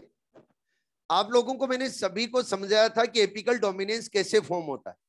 जब भी ऑक्सीजन बच्चों टिप पे फॉर्म होता है तो टिप से किधर मूव करता है? बेस की तरफ, यानी बेसिपिटल मूवमेंट करता है। और जब बेसिपिटल मूवमेंट करता है तो ये फिर एब्सिसिक एसिड को बच्चे क्या कर देगा? प्रमोट। और जब प्रमोट करेगा तो फिर एब्सिसिक एसिड ग्रोथ को क्या कर देता है? इनिबिट। यानी लेटरल जो ग्रोथ है उसको एब्सिसिक एसिड क्या कर देता है? इनिबिट। लेकिन जब साइटोकाइनिन और साइटोकाइनिन बच्चे फॉर्म होने लगता है लेटरल पार्ट के अंदर तो साइटोकाइनिन ऑक्सीजन के इफेक्ट को क्या कर देता है बच्चे? रिड्यूस। जब ऑक्सीजन के इफेक्ट को रिड्यूस करेगा तो फिर एब्सिसिक एसिड है वो लेटरल पार्ट के अंदर फॉर्म नहीं होगा। अगर लेटरल पार्ट में एब्सिसिक एसिड फॉर्म नहीं होगा तो मैं बोलूंगा लेटरल पार्ट उस लेटरल पार्ट के अंदर ब्रांचेस फॉर्म होने लगेगी। यानी लेटरल जो ग्रोथ है उस लेटरल ग्रोथ को कौन बच्चे कंट्रोल करता है? साइटोकाइनिन। अगर साइटोकाइनिन बच्चों लेटरल ब्रांचेस का फॉर्मेशन कर देगा तो क्या एपिकल डोमिनेंस को ओवरकम कर रहा है? तो साइटोकाइनिन बच्चे किससे अपोजिट फंक्शन परफॉर्म कर रहा है? क्या ऑक्सीजन से। इसलिए इसके बेसिस पे इसको बोला जाता है एंटागोनिस्ट ऑफ ऑक्सीजन। ऑक्सीजन का एंटागोनिस्ट बोला जाता है। क्या बोला जाता है? ऑक्सीजन का एंटागोनिस्ट। हेलो। अगला पॉइंट, नेक्स्ट पॉइंट आपके सामने आ रहा है, ध्यान से सुनिए। ये सेनीसेंस है, उस सेनीसेंस को बच्चे क्या करता है? डिले। सेनीसेंस को ये डिले करेगा और डिले करता है तो पूरी बॉडी के अंदर डिले करता है। अच्छे से समझे पूरे पॉइंट को। पूरी बॉडी के अंदर सेनिसेंस को क्या करेगा? डिले। और ये डिले कैसे करेगा? रीमोबिलाइजेशन करवा के। क्या करवा के? रीमोबिलाइजेशन। ये रीमोबिलाइजेशन क्या है? मिनरल्स और मिनरल्स को बच्चे मूव करवा के। अगर मिनरल्स और मिनरल्स को पूरी बॉडी के अंदर मूव करवाएगा जल्दी जल्दी, तो सभी पार्ट को मिनरल प्रॉपर मिलेंगे। अगर प्लांट के सभी पार्ट को मिनरल प्रॉपर मिलेंगे तो क्या बच्चों यंग बने रहेंगे? और बोलो। तो मोबिलाइजेशन इंक्रीज करके अगर प्लांट उस प्लांट के अंदर सेनिसेंस को डिले करता है तो कौन करेगा? साइटोकाइनिन। और जब बच्चों मोबिलाइजेशन इंक्रीज करके, ऊपर ध्यान दो, इंपॉर्टेंट फंक्शन बता रहा हूं, मोबिलाइजेशन इंक्रीज करके अगर प्लांट बॉडी में सेनिसेंस को डिले किया जा रहा है तो इस इफेक्ट को बोला जाता है रिचमंड लेंग इफेक्ट। क्या बोला जाता है? Richmond Lang effect. तो एग्जाम में क्वेश्चन पूछा जाता है कि रिचमंड लेंग इफेक्ट के लिए कौन रेस्पॉन्सिबल है, तो क्या देना आंसर? साइटोकाइनिन। और रिचमंड लेंग इफेक्ट क्यों बोला गया? क्योंकि मिनरल्स और मिनरल्स के रीमोबिलाइजेशन को क्या कर देता है? इंक्रीज। यानी ओल्ड पार्ट से यंग पार्ट के अंदर जल्दी जल्दी मिनरल्स को ट्रांसफर करवाता है। अगर ओल्ड पार्ट से यंग पार्ट के अंदर जल्दी जल्दी ट्रांसफर करेगा तो बच्चे यंग पार्ट है उसके अंदर सेनिसेंस जल्दी से नहीं आएगा और वो क्या बना रहेगा? यंग। अगर यंग ही बना हुआ है तो क्या पूरे के पूरे प्लांट के अंदर ये इफेक्ट शो कर रहा है या प्लांट के किसी प्रॉपर पार्ट में? Complete plant. यानी कंप्लीट प्लांट के अंदर सेनिसेंस को डिले करने वाला कौन सा है? साइटोकाइनिन। और रीमोबिलाइजेशन करवा के तो इसको क्या बोला गया है? Richmond Lang effect. नेक्स्ट बच्चे वो है produce new leaves. New leaves और न्यू लीव्स को प्रोड्यूस करना भी किसका फंक्शन रहता है बच्चे? साइटोकाइनिन का। और अगर फंक्शन देखेंगे तो नेक्स्ट फंक्शन आता है आपके सामने साइटोकाइनिन का, वो आता है form new chloroplast. New chloroplast और न्यू क्लोरोप्लास्ट भी फॉर्म करने के लिए रेस्पॉन्सिबल कौन रहता है बच्चे? साइटोकाइनिन। एक इंपॉर्टेंट फंक्शन और, साइटोकाइनिन और साइटोकाइनिन बच्चों स्टोमेटा को करवाता है ओपन। तो स्टोमेटा ओपनिंग के लिए भी कौन रेस्पॉन्सिबल होता है? साइटोकाइनिन। हेलो। नेक्स्ट। और नेक्स्ट आ रहा है बच्चे मॉर्फोजिनेसिस। कौन सा आ रहा है? मॉर्फोजिनेसिस। मॉर्फोजिनेसिस क्या होता है उसके बारे में भी समझते हैं। खींचनी है क्या फोटो? खींचो जल्दी। आवाज आ रही है प्रॉपर? ऑनलाइन वाले वीडियो ब्लर हो रहा है? ठीक है, चेक करते हैं।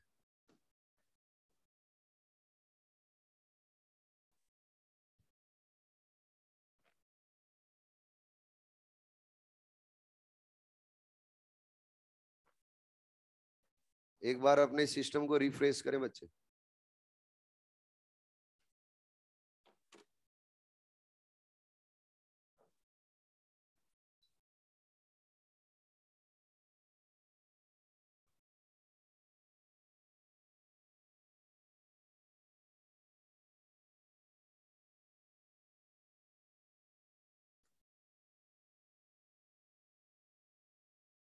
मॉर्फोजिनेसिस, इधर ध्यान दे सारे। मॉर्फोजिनेसिस क्या होता है? अगर केलस हो, उस केलस को ग्रोथ करवा के आप प्लांट बना रहे हो तो प्रोसेस को क्या बोला जाता है? मॉर्फोजेनेसिस। केलस हो, उस केलस की हेल्प से अगर प्लांट का डेवलपमेंट कर रहे हो तो क्या बोला जाएगा? मॉर्फोजेनेसिस। और मॉर्फोजेनेसिस हो, मॉर्फोजेनेसिस करवाना है तो हमें बच्चे ऑक्सिन एंड साइटोकाइनिन की हेल्प लेनी पड़ेगी। ये टिश्यू कल्चर के रिगार्डिंग बात कर रहा हूं मैं, प्लांट के रिगार्डिंग नहीं बात कर रहा हूं। किसके रिगार्डिंग बात कर रहा हूं? Tissue culture. जब टिश्यू कल्चर टेक्निक से हम प्लांट को हम डेवलप करते हैं तब की बात कर रहा हूं मैं। तो मॉर्फोजेनेसिस क्या बोल रहे हैं? केलस उस केलस को अगर प्लांट में कन्वर्ट करें तो प्रोसेस को क्या बोला जाता है? मॉर्फोजेनेसिस। अगर बच्चों आप लोगों को रूट एंड शूट के अंदर डिफरेंशिएशन करवाना है तो फिर ऑक्सिन एंड साइटोकाइनिन की कंसंट्रेशन डिपेंड करती है। मैं बोल रहा हूं ऑक्सिन तो है लो, लो तो क्या है बच्चे? ऑक्सिन। और साइटोकाइनिन और साइटोकाइनिन क्या है? हाई। साइटोकाइनिन क्या है बच्चे? हाई। अगर ऑक्सिन लो है और साइटोकाइनिन हाई है तो सूट होगा डिफरेंशिएटेड। क्या डिफरेंशिएटेड होगा? सूट। यानी सूट को डिफरेंशिएट करने के लिए आपको प्लांट टिश्यू कल्चर के अंदर ऑक्सिन तो लेना पड़ेगा बच्चे हाई, सॉरी लो। और अगर बात करें साइटोकाइनिन तो क्या लेना पड़ेगा? हाई। अगर बच्चों रूट और उस रूट का डिफरेंशिएशन करवाना है तो रूट डिफरेंशिएशन के लिए जस्ट क्या रहेगा, अपोजिट। यहाँ पे ऑक्सिन और ऑक्सिन तो क्या चाहिए बच्चे, हाई, और जो साइटोकाइनिन है वो क्या चाहिए, लो। अब एक पॉइंट और बता देता हूं आपको, जब हम बच्चे प्लांट बॉडी में देखेंगे तो प्लांट बॉडी के अंदर ऑक्सिन और ऑक्सिन शूट टिप और रूट टिप दोनों के ऊपर फॉर्म होता है, साइटोकाइनिन और साइटोकाइनिन भी दोनों जगह ही फॉर्म होता है, लेकिन बच्चे मैक्सिमम साइटोकाइनिन फॉर्म होता है रूट पे, रूट टिप पे। अरे कहां पे फॉर्म होता है, रूट टिप पे। क्लियर कर रहा हूं पहले, ये जो मैंने बातें बताई है ये किसके लिए बताई, प्लांट बॉडी के अंदर नहीं बताई है, ये कहां पे, tissue culture, tissue culture technique के लिए बताया गया है ये पॉइंट, ठीक है। नेक्स्ट पॉइंट, नेक्स्ट एंड बच्चे लास्ट, और वो आ रहा है एडवेंटिशियस शूट फॉर्मेशन।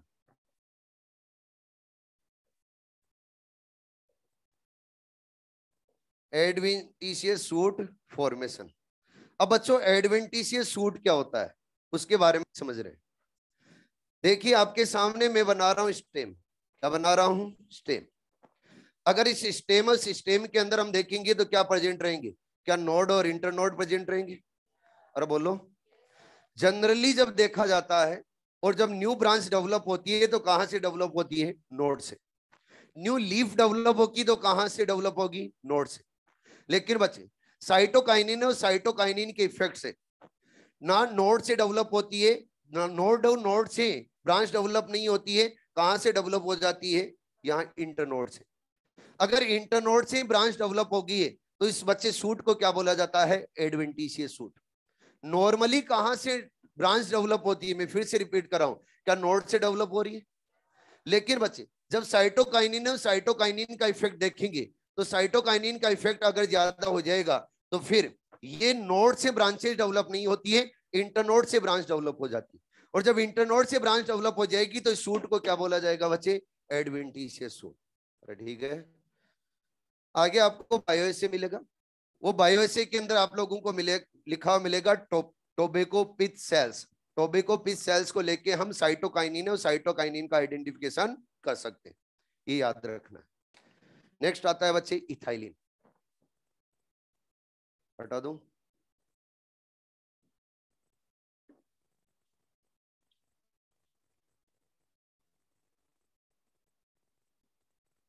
जितनी भी टर्म लिखी हुई है आपके मॉड्यूल में वो क्लियर तो होती जा रही है ना, अरे बोलो। जितनी भी टर्म्स लिखी हुई है मॉड्यूल में वो क्लियर तो होती जा रही है ना।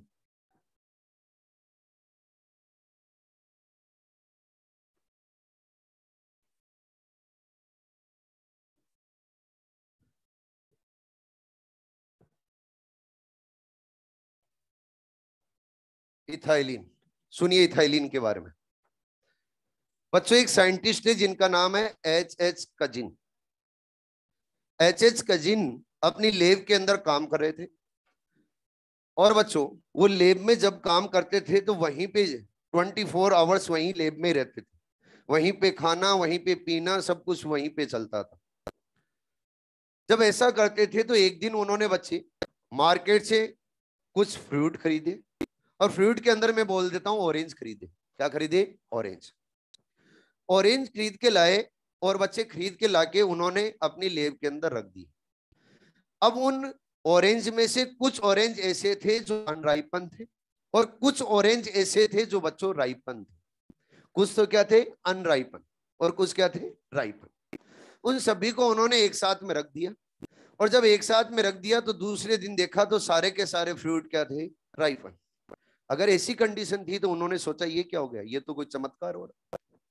तो फिर बच्चों नेक्स्ट डे फिर से वो मार्केट गए, उन्होंने राइपन फ्रूट को अलग लिया और अनराइपन फ्रूट को अलग लिया, और फिर उन्होंने अपनी लेब के अंदर राइपन एंड अनराइपन फ्रूट को अलग अलग जगह रख दिया। जब अलग अलग जगह रखा तो कॉर्नर में, दूर दूर रखा है, नजदीक नहीं रखा।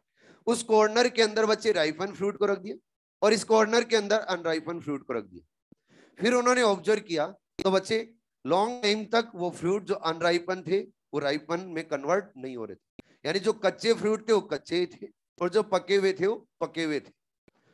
तो फिर एक दिन उन्होंने क्या किया, जो पके हुए फ्रूट थे, राइपन फ्रूट थे, उनमें से बच्चों एक फ्रूट लिया और लेके अनराइपन फ्रूट के साथ में रख दिया, और जब साथ में रख दिया तो दूसरे दिन से फिर से चमत्कार हो गया, यानी कि सारे के सारे अनराइपन फ्रूट किसके अंदर कन्वर्ट हो गए? राइपनिंग, यानी फ्रूट की क्या हो गई थी? राइपनिंग हो गई थी। अगर फ्रूट बच्चों राइपनिंग कंडीशन में चले गए तो फिर उन्होंने यहां से कंक्लूजन दिया, और कंक्लूजन के अंदर उन्होंने ये बोला कि जो ये फ्रूट राइपनिंग फ्रूट है, राइपनिंग फ्रूट मेच्योर कंडीशन में जाने के बाद में कोई गैस रिलीज करते हैं, वो गैस है, वो गैस अनराइपन फ्रूट के अंदर जाती है और अनराइपन फ्रूट को भी वो राइपन में कन्वर्ट कर देती है। एक्चुअल में जब पता लगा तो वो गैस क्या थी बच्चे? इथाइलिन। तो इथाइलिन एक क्या है? गैस, और ये गैसियस हार्मोन है। और जब गैसियस हार्मोन है ये, तो याद रखना है एग्जाम में क्वेश्चन पूछा जाता है which of the following is a gaseous hormone. तो गैसियस हार्मोन कौन सा है? इथाइलिन। क्वेश्चन ये बनता है कि इथाइलिन बनता कैसे? आप सभी ने बच्चों एक अमीनो एसिड का नाम सुना होगा जिसका नाम है मिथियोनिन। क्या नाम है? मिथियोनिन। मिथियोनिन, उस मिथियोनिन से बायोसिंथेसाइज होता है बच्चे इथाइलिन। अगर इथाइलिन का सिंथेसिस करना है तो किससे किया जाता है? मिथियोनिन से। तो हम बोल सकते हैं कि इथाइलिन, उस इथाइलिन का प्रीकर्सर क्या है? मिथियोनिन। अरे क्लियर है? अब बच्चों अगर हम बात करें इथाइलिन के बारे में और, तो इथाइलिन के सिंथेटिक फॉर्म भी यूज में ली जाती है और एक केमिकल बनाया जाता है। उस केमिकल की बात करें तो इथेफॉन। क्या है? इथेफॉन। इथेफॉन को शॉर्ट में बोला जाता है CEPA। क्या बोला जाता है? CEPA। सी का मतलब क्या है? क्लोरो। ई का मतलब है इथाइल, और बच्चों ई का मतलब है फिनोइक एसिड। एसिड रहेगा ए का मतलब, ठीक है। अब देखो अगर ये CEPA केमिकल है तो इस केमिकल का क्या यूज होता है? इस केमिकल का यूज होता है फ्रूट को अनराइपन से क्या बनाना? राइपन। उन फ्रूट के ऊपर क्या कर देते हैं? स्प्रे। और जब स्प्रे कर देते हैं तो उन फ्रूट के ऊपर बच्चों केमिकल जाके फिर इथाइलिन को रिलीज करता है। इथाइलिन को जब रिलीज करता है तो फ्रूट क्या हो जाएंगे बच्चे? राइपनिंग। अब देखने जा रहे हैं इसके फिजियोलॉजिकल इफेक्ट, और इसके फिजियोलॉजिकल इफेक्ट है वो भी इंपॉर्टेंट है, एग्जाम में क्वेश्चन पूछा जाता है। सबसे पहला बच्चों फिजियोलॉजिकल इफेक्ट क्या रहेगा? क्या फ्रूट राइपनिंग? अरे बोलो क्या रहेगा? Fruit ripening. फ्रूट राइपनिंग, तो फिर उसके अंदर एक आप लोगों को पॉइंट मिलेगा, रेस्पिरेटरी क्लाइमेशन। ये रेस्पिरेटरी क्लाइमेशन क्या होता है? अगर फ्रूट ऑन फ्रूट को जल्दी से मेच्योर बनाना है तो क्या करना होगा? क्या फ्रूट के अंदर रेस्पिरेशन की रेट को बढ़ाना होगा? अगर बच्चों रेस्पिरेशन की रेट और मेटाबॉलिक रिएक्शन बढ़ जाएंगी तो उसके अंदर सेनिसेंस क्या आ जाएगा? जल्दी। अगर सेनिसेंस जल्दी से डेवलप हो जाएगा तो मैं बोलूंगा फ्रूट और फ्रूट अर्ली क्या हो जाएगा? मेच्योर। तो रेस्पिरेशन की स्पीड को अगर इंक्रीज करके, रेस्पिरेशन की स्पीड को अगर इंक्रीज करके फ्रूट को अगर राइपन बना रहे हो तो इस इफेक्ट को क्या बोला जाता है? रेस्पिरेटरी क्लाइमेशन। हेलो, अगला पॉइंट जब और देखेंगे तो इथाइलिन का जो बच्चों नेक्स्ट यहां पे फिजियोलॉजिकल इफेक्ट आता है वो आता है senescence and abscission.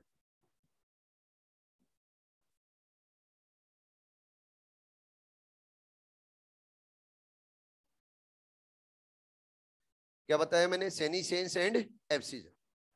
Senescence and abscission है उनको क्या करवाता है बच्चे? प्रमोट। मैं बोल रहा हूं फ्रूट ऑन फ्रूट को जल्दी से क्या बनाता है? मेच्योर। तो बताओ ये सेनिसेंस को बच्चे डिले करता है या जल्दी से सेनिसेंस प्रोवाइड करता है? प्रोवाइड यानी प्रमोट करता है। सेनिसेंस को प्रमोट करता है, तो सेनिसेंस को प्रमोट करने वाला कौन है? इथाइलिन। इसके अलावा एब्सिजन, उस एब्सिजन को भी क्या करता है? प्रमोट। लेकिन एब्सिजन को प्रमोट किस में करेगा? फ्लावर्स में।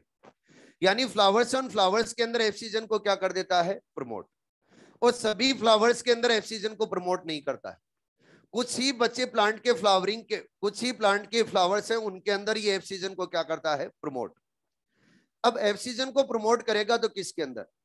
कई आप लोग ऐसे प्लांट देखते हो जिनके अंदर बंच ऑफ फ्लावर रहते हैं, यानी एक फ्लावर नहीं रहता, बहुत सारे फ्लावर एक साथ में बनते हैं। अगर बंच ऑफ फ्लावर है तो वहां पे क्या बंच ऑफ फ्रूट भी बनेंगे? अरे बोलो, बंच ऑफ फ्लावर रहेंगे तो क्या बनेंगे? Bunch of fruit. अगर बंच ऑफ फ्रूट बनेंगे तो मुझे बताओ क्या उन फ्रूट का डेवलपमेंट प्रॉपर हो पाएगा? नहीं, क्योंकि बच्चे फ्रूट बनाने के लिए भी क्या चाहिए? फूड चाहिए। फूड चाहिए होगा, वहां पे भी मेटाबॉलिक रिएक्शन ज्यादा रन करवानी पड़ेगी। अगर मेटाबॉलिक रिएक्शन ज्यादा रन करवानी पड़ेगी तो इतनी मेटाबॉलिक रिएक्शन रन के लिए बच्चे फूड इतना अवेलेबल नहीं हो पाएगा। तो अगर लिमिटेड, अगर हम फ्लावर है उनसे लिमिटेड अगर फ्रूट बनाए तो क्या बच्चों फ्रूट, उस फ्रूट की जो क्वालिटी रहेगी वो अच्छी रहेगी। तो उस फ्रूट की क्वालिटी को इंप्रूव करने के लिए कौन रिस्पॉन्सिबल रहता है? इथाइलिन। इथाइलिन और इथाइलिन बच्चे बंच ऑफ जो फ्लावर रहते हैं उन बंच ऑफ फ्लावर में से कुछ फ्लावर का क्या करवा देता है? एक्सीजन। अगर कुछ फ्लावर का एक्सीजन करवा देगा तो क्या लिमिटेड फ्लावर ही बचेंगे। अब उन लिमिटेड फ्लावर से क्या बनेंगे बच्चे? Limited fruit. अगर लिमिटेड फ्रूट बनेंगे तो उनको क्या लिमिटेड फ्रूट को क्या न्यूट्रिशन वो प्रॉपर मिलेगा। अगर न्यूट्रिशन प्रॉपर मिलेगा तो फ्रूट और फ्रूट की क्वालिटी क्या इंप्रूव होगी या रिड्यूस होगी? इंप्रूव। तो बोला जाता है थिनिंग ऑफ, क्या बोला जाता है? Thinning of cotton, cherry and walnut. Walnut, cotton and cherry है उसको क्या कर देता है? ये थिनिंग कर देता है। थिनिंग का मतलब क्या है? थिक बना देगा। यानी इनके अंदर बंच ऑफ फ्लावर प्रेजेंट रहते, जो बंच ऑफ फ्लावर है उनमें से बचे फ्लावर्स, उन फ्लावर्स का क्या करवा देगा? एक्सीजन। और लिमिटेड फ्लावर्स को रखेगा। अगर लिमिटेड फ्लावर्स को रखेगा तो उन फ्लावर से लिमिटेड क्या बनेंगे? फ्रूट। और जो फ्रूट बनेंगे वो क्या बनेंगे? गुड क्वालिटी के। तो इसको बच्चों क्या बोला गया है? Thinning of cotton, cherry and walnut. अरे समझ में तो आ रहा है क्या? नेक्स्ट पॉइंट, नेक्स्ट पॉइंट है बच्चे डोरमेंसी। क्या है? डोरमेंसी। डोरमेंसी, उस डोरमेंसी को ये करता है बच्चे ब्रेक। लेकिन ध्यान रखना सभी के अंदर डोरमेंसी को ब्रेक नहीं करता। ये अगर बात की जाए तो पीनट, नाम सुना है क्या आपने? पीनट, उस पीनट की डोरमेंसी को क्या करता है? ब्रेक। पीनट की डोरमेंसी को ब्रेक करेगा। इसके साथ में स्प्राउटिंग करवाता है बच्चे, sprouting of potato spindles. Potato spindles के अंदर क्या करवाएगा? स्प्राउटिंग। स्प्राउटिंग का मतलब क्या होता है? जो बर्ड्स है उन बर्ड्स को अगर जर्मिनेट करवाते हैं तो क्या बोला जाता है? स्प्राउटिंग। तो पोटैटो के अंदर जो स्पिंडल बनते हैं उन स्पिंडल्स को, जो पहले उनके अंदर क्या बनेंगे? बर्ड्स, और बर्ड से क्या बनेगा बच्चे? स्पिंडल। तो उन बर्ड्स का जर्मिनेशन करवाने के लिए भी कौन रेस्पॉन्सिबल होता है? इथाइलिन। तो पोटैटो के अंदर डोरमेंसी को मेंटेन कौन रखता है? ऑक्सिन। और पोटैटो डोरमेंसी को ब्रेक कौन करता है? इथाइलिन। अरे बोलो, पोटैटो डोरमेंसी को ब्रेक कौन करता है? इथाइलिन। और पोटैटो के अंदर डोरमेंसी को मेंटेन कौन रखता है? ऑक्सिन। याद रहेगा। नेक्स्ट पॉइंट, नेक्स्ट आता है बच्चे ट्रिपल रेस्पॉन्स। क्या आता है? Triple response. ये ट्रिपल रेस्पॉन्स क्या होता है बच्चों? जब सीड का जर्मिनेशन होता है तो सीड का जर्मिनेशन के टाइम में हम देखते हैं कि जो रेडिकल और रेडिकल तो टुवर्ड्स से ग्रेविटेशनल फोर्स ग्रोथ करता है, लेकिन जो प्लूम्यूल होता है वो क्या against the gravitational force growth करेगा। और उसको सोइल से बाहर आना होता है। अगर सोइल से बाहर आना होता है तो उसकी हेल्प कौन करता है बच्चे? इथाइलिन। और इथाइलिन एक साथ में कितने रेस्पॉन्स शो करता है? 3 रेस्पॉन्स शो करता है। तो क्या करेगा? सबसे पहले तो बच्चे करवाएगा हुक फॉर्मेशन। क्या करवाएगा? Hook formation. हुक फॉर्मेशन इन सीडलिंग। सीडलिंग जो फॉर्म हो रहा है उसके अंदर क्या बना देगा? हुक। इधर ध्यान दो सारे, जब भी आप देखते हो न्यू जो सीड जर्मिनेट होता हुआ उसके अंदर जो टिप पार्ट हो, टिप पार्ट आपको ऐसा मिलेगा,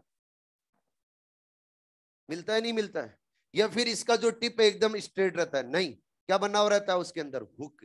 अरे क्या बना हुआ है? हुक। यानी क्या बना दिया इसने? हुक। अब ये हुक क्यों बनाया है? इसके पीछे रीजन, यह टिप के ऊपर क्या है? सेल्स है। और वो सेल्स कौन सी है? Meristematic cell. हेलो, कौन सी सेल है? Meristematic cell. अगर मेरिस्टेमेटिक सेल है और अगर ये स्ट्रेटली ग्रोथ करेगा तो बच्चे इस जो सॉइल पार्टिकल है और मेरिस्टेमेटिक सेल है उनके बिटवीन क्या होगा? फ्रैक्शन। और फ्रैक्शन होगा तो जो सेल्स है उन सेल्स के रप्चर होने के चांसेस रहेंगे। तो क्या बना लेता है? ये हुक। अगर हुक बना लेगा तो टिप पार्ट और टिप पार्ट की सेल से डायरेक्टली सॉइल के कांटेक्ट में नहीं आएगी। और अगर नहीं आएगी तो अपनी सेल्स से उन सेल्स को बच्चे फ्रैक्शन से बचा रहा है। अगर बचा रहा है तो सेल्स को क्या रप्चर होने से बचा रहा है? अरे बोलो। अगला पॉइंट बच्चों, सेकंड रेस्पॉन्स क्या रहता है? जब भी हुक ग्रोथ करेगा तो वर्टिकल ग्रोथ कर रहा है या हॉरिजॉन्टल ग्रोथ कर रहा है? आप थोड़ा सोचो, वर्टिकल ग्रोथ कर रहा है या हॉरिजॉन्टल ग्रोथ? हॉरिजॉन्टल ग्रोथ कर रहा है। जब भी ये ग्रोथ करवाएगा तो क्या है? टिप के ऊपर बच्चों सेल्स है, उन सेल्स के अंदर डिवीजन होगा। अगर सेल्स टिप के ऊपर जो सेल्स है उनके अंदर ग्रोथ हो रही है तो बताओ कैसे? वर्टिकल ग्रोथ हो रही है हॉरिजॉन्टल? हॉरिजॉन्टल। अगला अगला पॉइंट है बच्चे swelling. Swelling in seedling. Seedling और सीडलिंग के अंदर क्या करवा देगा बच्चे? स्वेलिंग। यानी जो ये हुक पार्ट है, इस हुक पार्ट को क्या कर देगा? स्वेल। और अगर स्वेल करेगा धीरे धीरे तो क्या बच्चों ये सोइल से बाहर आएगा? अरे बोलो। अब देखो 3 इफेक्ट कौन कौन से हो रहे हैं।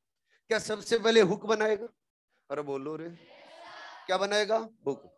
हुक बनने के बाद में ग्रोथ कैसी रहेगी? हॉरिजॉन्टल या वर्टिकल? हॉरिजॉन्टल। और फिर बच्चे जो ये टिप पार्ट है, इस टिप पार्ट को क्या करेगा? स्वेल। और जो स्वेल करेगा तो क्या सोइल से बाहर आएगा? अरे बोलो। तो एग्जाम में क्वेश्चन पूछा जाता है ट्रिपल रेस्पॉन्स किसका फिजियोलॉजिकल इफेक्ट है? तो क्या देना आंसर? इथाइलिन। नेक्स्ट नेक्स्ट आता है बच्चे initiate flowering and for synchronization in pineapple. Synchronization का मतलब क्या होता है? आप लोगों ने पहले भी पढ़ा है कि फ्लावरिंग को इनिशिएट कराता है पाइनएप्पल में एक हार्मोन और, का नाम है ऑक्सिन। नाम क्या है उसका? ऑक्सिन। अब यहां पर भी फिर से क्या आ रहा है? पाइनएप्पल ही आ रहा है, लेकिन साथ में मैं क्या बोल रहा हूं? सिंक्रोनाइजेशन।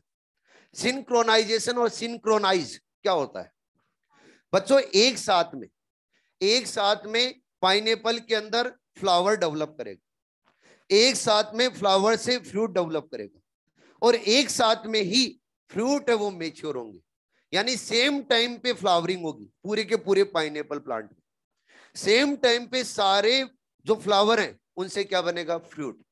अगर सेम टाइम पे फ्रूट बनना स्टार्ट हुआ है तो क्या सेम टाइम पे मेच्योरेशन भी करवाएगा?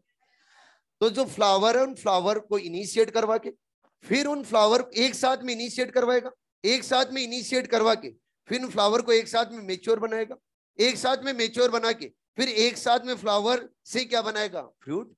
और फ्रूट को भी एक साथ में क्या बनाएगा? मेच्योर। अगर सब ये बच्चों साथ में हो रहे, सभी फ्रूट एक साथ में डेवलप हो रहे हैं, एक साथ में फ्लावर डेवलप हो रहे हैं, तो उसको क्या बोला जाता है? सिंक्रोनाइजेशन। अरे क्या बोला जाता है? सिंक्रोनाइजेशन। अगला नेक्स्ट पॉइंट है बच्चे produce flowering in mango. Mango, इस मैंगो के अंदर भी फ्लावरिंग प्रोड्यूस करने के लिए रेस्पॉन्सिबल कौन होता है? इथाइलिन। आगे देखेंगे तो बच्चे female flower form in cucumber. Cucumber जो प्लांट है उसके अंदर बच्चे फीमेल फ्लावर के नंबर इंक्रीज करता है कौन? इथाइलिन। जब फीमेल फ्लावर के नंबर इंक्रीज करेगा तो इसको क्या बोलेंगे कि कुकम्बर प्लांट के अंदर फीमेलनेस को क्या कर रहा है? इंक्रीज। तो एग्जाम में क्वेश्चन पूछा जाता है कि प्लांट्स में फीमेलनेस को इंक्रीज करने वाला कौन सा हार्मोन है? तो क्या देना आंसर? इथाइलिन। हेलो। अगला पॉइंट नेक्स्ट बच्चों आपके सामने जो इफेक्ट आता है वो आता है इंक्रीज रूट एब्जॉर्प्शन सरफेस। यानी रूट, और रूट जब एब्जॉर्ब करती है तो किसको करती है? क्या वाटर और मिनरल्स को? अरे किसको? वाटर एंड मिनरल्स को। वाटर एंड मिनरल्स को एब्जॉर्ब करने के लिए रूट के सरफेस एरिया को क्या करता है? इंक्रीज। सरफेस एरिया को इंक्रीज कर रहा है तो क्या रूट में ग्रोथ करवा रहा है? सीधा साधा है। ये क्या करवाता है? इथाइलिन रूट के अंदर ग्रोथ करवाएगा। अब जब रूट ग्रोथ होगी तो क्या रूट का सरफेस एरिया इंक्रीज होगा? अगर रूट का सरफेस एरिया इंक्रीज होगा तो बच्चों एब्जॉर्प्शन सरफेस इंक्रीज होगी या डिक्रीज होगी? इंक्रीज। अरे ठीक है। अगला इफेक्ट, और जो नेक्स्ट इफेक्ट आता है आपके सामने वो आता है इंटरनोड, या फिर क्या बोल सकते हैं petiole elongation in deep water rice plant. Rapid लगा दो और आगे। Rapid internode petiole elongation in deep water rice plant. अब देखो स्पेशली मैं डीप वाटर में प्रेजेंट जो राइस प्लांट है उसके बारे में बात कर रहा हूं। आप लोगों ने पहले से पढ़ रखा है इंटरनोड इनलोंगेशन कैरेक्टरिस्टिक फीचर किसका होता है, जिब्रेलिन का। लेकिन यहां पर हम बोल रहे हैं डीप वाटर राइस प्लांट के बारे में।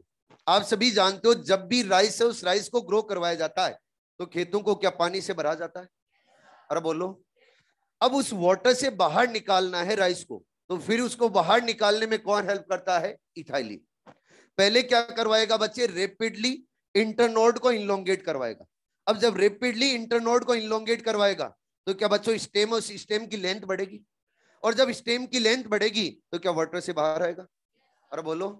अब जब वाटर से बाहर आ गया, मैं बोल रहा हूं पहले स्टेम की बच्चों लेंथ बच्चों बहुत कम थी, मतलब जो इंटरनोड है इंटरनोड शॉर्ट थी या लॉन्ग थी, शॉर्ट। और जो लीफ थी वो लीफ भी बहुत टिन्नी टिन्नी थी। टिन्नी टिन्नी का मतलब क्या है, क्या छोटी छोटी। अगर बच्चों छोटी लीफ है तो मैं बोलूंगा जो पेटियोल है उनका पेटियोल भी क्या है, छोटा है। अरे पेटियोल भी क्या रहेगा, छोटा। अब पेटियोल छोटा है तो इस पेटियोल तो जानते हो ना, एक तो क्या होता है लेमिना और एक क्या होता है पेटियोल, जहां से वो लगा रहता है, ठीक है। एक क्या होता है बेस होता है, एक क्या होता है लीफ का बेस। लीफ बेस से तो क्या रहती है अटैच। अब लीफ बेस एंड लेमिना के बिटवीन जो पार्ट रहता है उसको क्या बोला जाता है, पेटियोल। अब पेटियोल और पेटियोल भी बच्चों क्या है, शॉर्ट है। अब इनको क्या करना है, ये जो राइस प्लांट है उस राइस प्लांट को वाटर से बाहर निकालना। अगर वाटर से बाहर निकालना है तो क्या करेंगे बच्चे, क्या जो ये स्टेमस स्टेम की इंटरनोड है उन इंटरनोड को क्या इनलोंगेट कर दिया जाए, और जो लीफ है उस लीफ के पेटियोल को भी क्या कर दिया जाए, इनलोंगेट कर दिया जाए। तो ये लीफ कहां जाएगी बच्चे, वाटर से बाहर, और बाहर आते क्या फोटोसिंथेसिस स्टार्ट हो जाएगा, और बोलो। तो स्पेशली ये आप लोगों को फंक्शन याद रखना है, कंफ्यूज नहीं होना है। जब भी डीप वाटर राइस प्लांट की बात करें और बच्चे स्टेम इनलोंगेशन की बात करें और पेटियोल इनलोंगेशन की बात करें तो ये किसका फंक्शन रहेगा, इथाइलिन का। बोलो समझ में आया, और कोई रहा है पेज कर लेना, आगे समझते हैं। और नेक्स्ट पॉइंट आता है एब्सिसिक एसिड। हाँ रहा है ना, एक पूरा हार्मोन रहा है एब्सिसिक एसिड, समझो। खींचनी है फोटो या नहीं खींचनी है,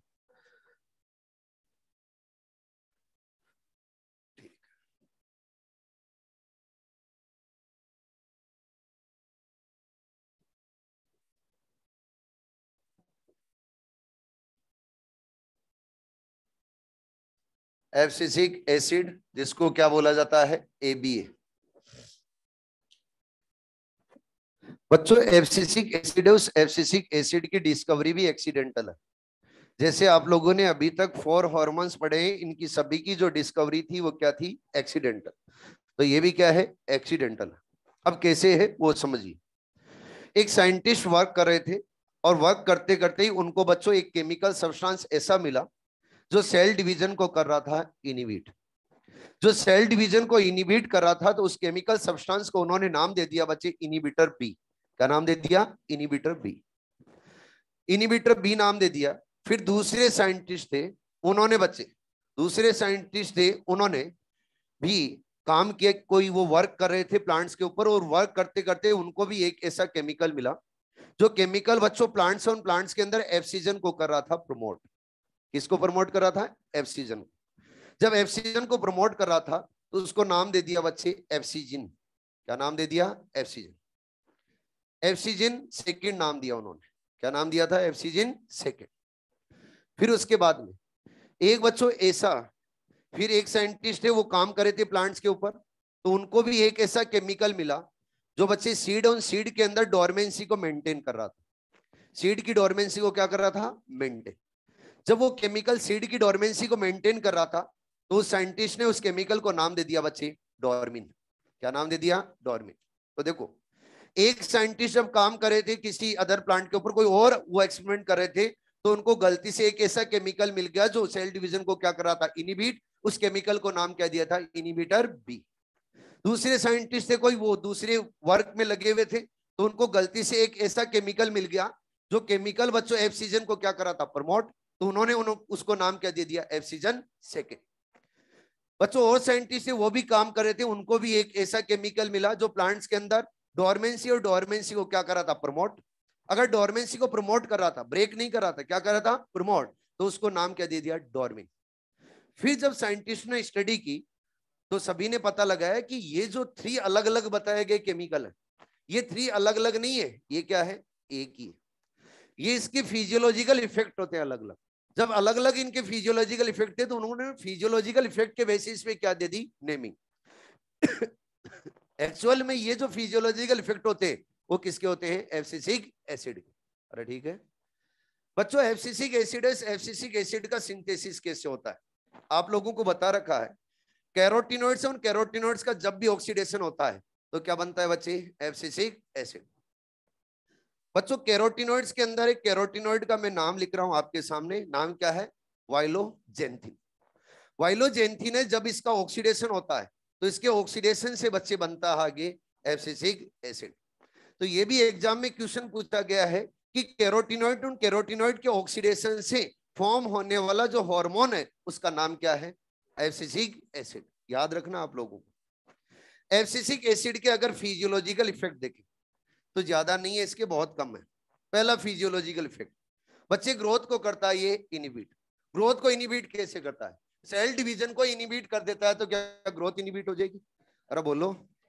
तो फर्स्ट फिजियोलॉजिकल इफेक्ट क्या रहेगा बच्चे, ग्रोथ इनिबिशन। और अगर देखा जाए तो बच्चे नेक्स्ट इसका जो फिजियोलॉजिकल इफेक्ट आता है वो आता है सीड डोरमेंसी। सीड डोरमेंसी, और सीड डोरमेंसी को ब्रेक नहीं करता है, ये क्या करता है, प्रोमोट, यानी सीड डोरमेंसी बनाए रखता है। अगर सीड डोरमेंसी को बनाए रखता है तो सीड डोरमेंसी को ब्रेक करने वाला हार्मोन कौन सा होता है, जिब्रेलिक एसिड। तो इसको क्या बोला जाएगा बच्चे, एंटागोनिस्ट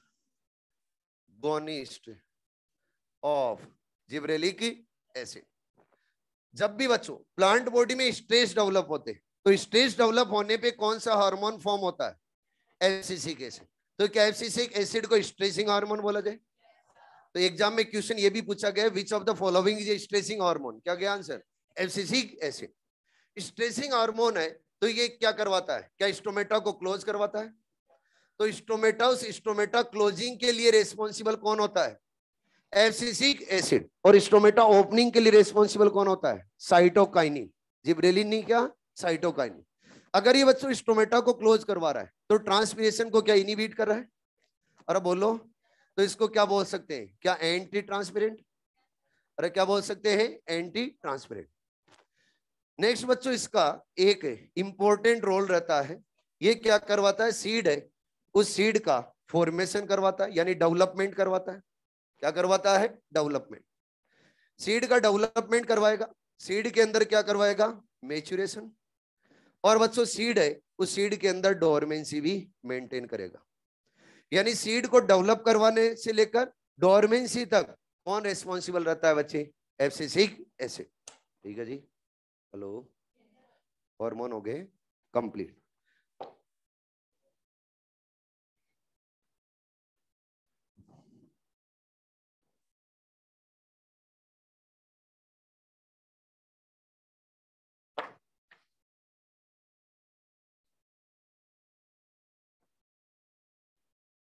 अब बच्चों एक टॉपिक आ रहा होगा, फोटो पीरियोडिज्म, मिल रहा है, ये तो नेक्स्ट क्लास में पढ़ेंगे।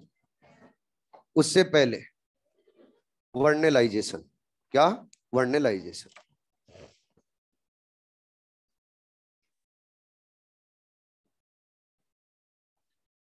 देखिए रोने की जरूरत नहीं है, जब भी मेरी क्लास में हो रोने की जरूरत नहीं, हंसते हुए आइए और हंसते हुए जाइए, ठीक है ना।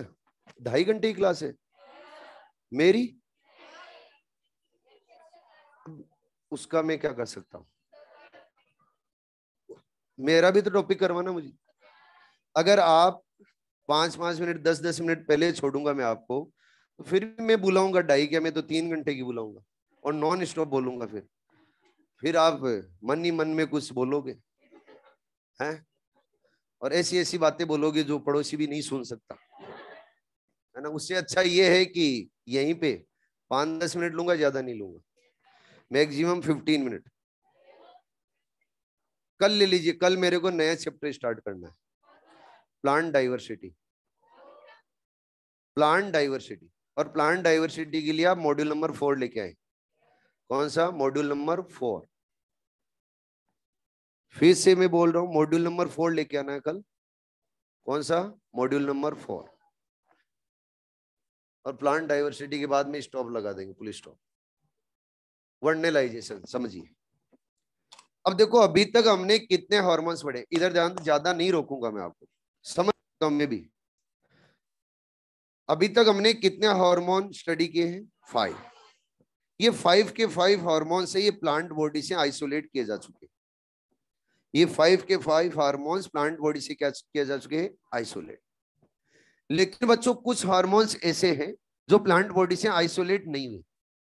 प्लांट बॉडी से आइसोलेट नहीं हुए, फिर भी साइंटिस्ट बोलते हैं कि हाँ ये हार्मोन होता होगा। कहने का मतलब वो क्या है? हाइपोथेटिकल हार्मोन है। वो साइंटिस्टों की क्या है? हाइपोथेसिस। हाँ ऐसा होता होगा तो ऐसा हार्मोन भी बनता होगा। और अगर हाइपोथेटिकल हार्मोन है तो हम टोटल 2 टाइप के हाइपोथेटिकल हार्मोन पढ़ेंगे। एक हाइपोथेटिकल हार्मोन का नाम है वर्नलिन और दूसरे हाइपोथेटिकल हार्मोन का नाम है बच्चे फ्लोरिजन।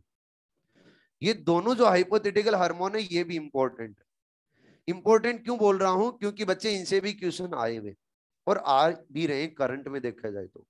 अगर आ भी रहे तो इंपॉर्टेंट है, तो ध्यान से समझना है। सबसे पहला है वर्नलाइजेशन। अगर बच्चों आप प्लांट को कोल्ड ट्रीटमेंट देके फ्लावरिंग प्रोड्यूस करवा रहे हो तो क्या बोला जाएगा? प्रोसेस को वर्नलाइजेशन। आप सभी प्लांट्स को देखते रहते हो, क्या सभी प्लांट के अंदर फ्लावरिंग सेम टाइम पे होती है? नहीं, डिफरेंट डिफरेंट टाइम पे फ्लावरिंग होती है। कुछ प्लांट ऐसे होते हैं जिनके अंदर बच्चे फ्लावरिंग देखने को मिलेगी स्प्रिंग सीजन के अंदर। कुछ प्लांट ऐसे होते हैं जिनके अंदर आप फ्लावरिंग देखते हो बच्चे ऑटम सीजन के अंदर। कुछ प्लांट ऐसे होते हैं जिनके अंदर विंटर के अंदर फ्लावरिंग देखने को मिलती है। क्या ऐसा आपने ऑब्जर्व किया है? ये डिफरेंट टाइम में फ्लावरिंग क्यों होती है? ये डिपेंड करती है बच्चे हार्मोन्स के ऊपर। और उनमें से एक हार्मोन कौन सा, किसकी वजह से बनता है बच्चे? वर्निलाइजेशन की वजह से। यानी उस प्लांट को जब कोल्ड टेम्परेचर मिलता है तभी वो प्लांट क्या करता है? फ्लावरिंग। और वर्निलाइजेशन से सभी प्लांट के अंदर फ्लावरिंग नहीं करवा सकते। जो प्लांट कोल्ड ट्रीटमेंट पे डिपेंड करते हैं फ्लावरिंग के लिए, उन्हीं प्लांट के अंदर वर्निलाइजेशन से क्या करवाई जा सकती है? फ्लावरिंग। जैसे आप लोग जानते हो कि उस वीट को अगर हम कोल्ड ट्रीटमेंट नहीं देंगे तो फ्लावरिंग नहीं होगी।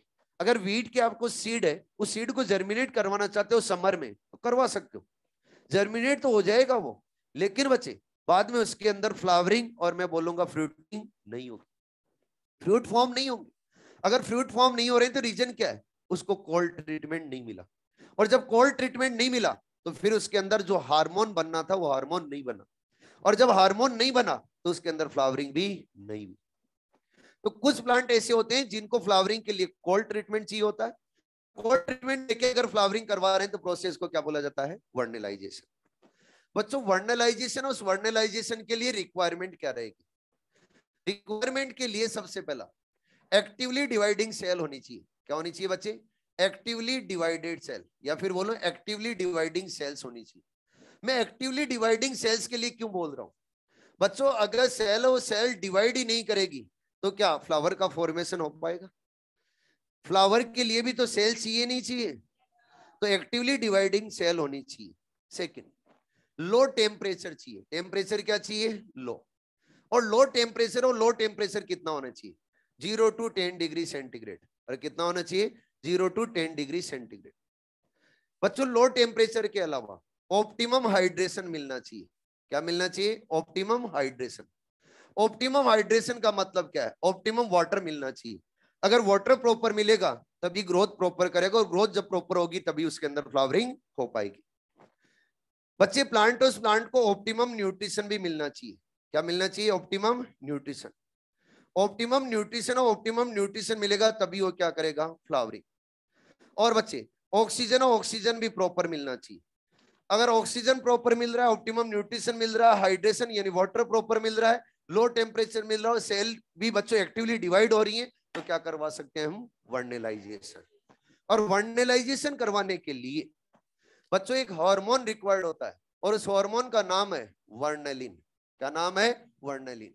और ये वर्नलिन हार्मोन हाइपोथेटिकल हार्मोन है। कौन सा है बच्चे? Hypothetical hormone. तो याद रखना ये हाइपोथेटिकल हार्मोन है। अब बच्चों इसको समझने के लिए हम एक एग्जाम्पल ले रहे हैं, और एग्जाम्पल ले रहे हैं, उसके अंदर एग्जाम्पल ले रहे हैं हम वीट का। वीट को जब देखते हैं इंडिया में, तो वीट की बच्चे एक वेराइटी, जो प्लांट ऑन प्लांट की भी अलग अलग वेराइटीज होती है, तो वीट की भी बहुत सारी वेराइटीज प्रेजेंट है। उनके अंदर एक वेराइटी होती है स्प्रिंग वेराइटी, और दूसरी होती है बच्चे विंटर वेराइटी। इंडिया के अंदर जो वीट हम बोते, सोवन करते वीट, वो वीट होता है बच्चे winter variety. Spring variety India के अंदर वीट की नहीं है। आउट ऑफ इंडिया आप लोगों को क्या मिलेगी? Spring variety. हम वीट की स्प्रिंग वेराइटी और विंटर वेराइटी को लेके समझेंगे क्या? वर्नलाइजेशन। तो ये हटा दूं पहले? अरे बोलो, जल्दी करो फिर, नो तो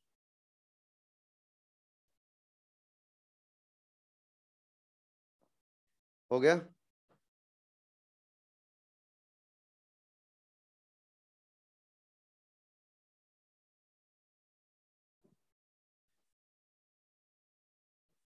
बच्चों ऑटम सीजन के बाद में कौन सा सीजन आता है? क्या विंटर आता है क्या? विंटर के बाद में कौन सा आता है? स्प्रिंग। स्प्रिंग के बाद में कौन सा आएगा? समर। अब देखो, ये जो ऑटम सीजन आता है ये कब आता है? क्या नवंबर में आता है क्या? अक्टूबर नवंबर मान लो, ठीक है। और जब विंटर आता है तो क्या दिसंबर जनवरी है? और जब स्प्रिंग आएगा तो फरवरी मार्च। और बच्चे समर हम बोलेंगे अप्रैल और उसके बाद में, ठीक है। अब देखो, मैंने सबसे पहले वीट की जो वैरायटी ली है, वो वीट की वैरायटी ली है बच्चे स्प्रिंग वैरायटी। कौन सी ली है? Spring variety. स्प्रिंग वैरायटी को सोवन किया जाता है बच्चे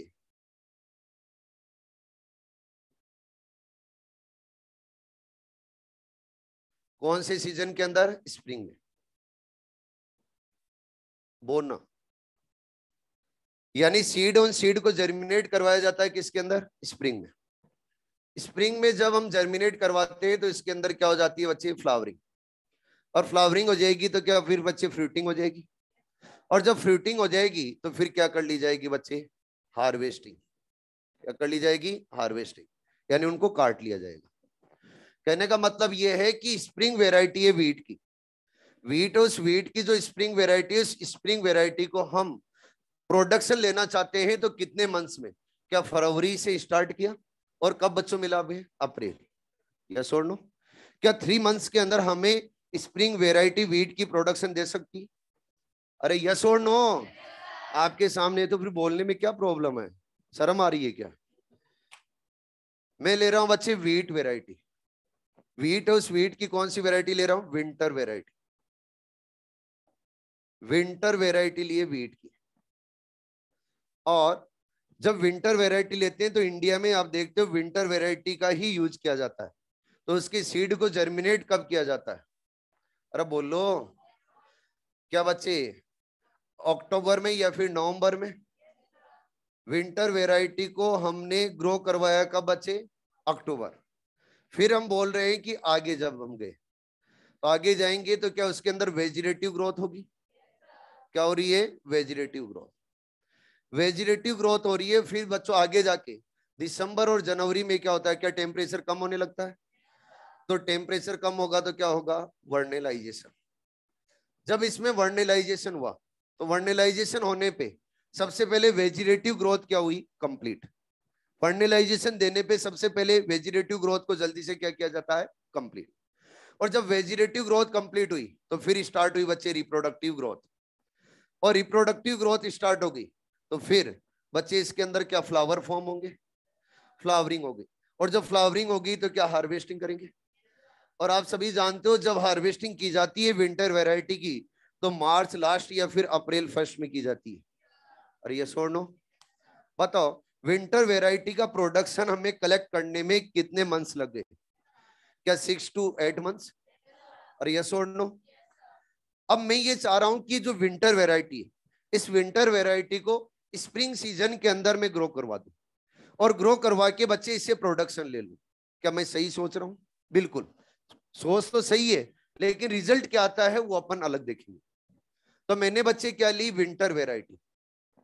ये विंटर वेराइटी, इस विंटर वेराइटी को लिया और विंटर वेराइटी को हमने ग्रो करवा दिया। कौन से सीजन के अंदर, स्प्रिंग में।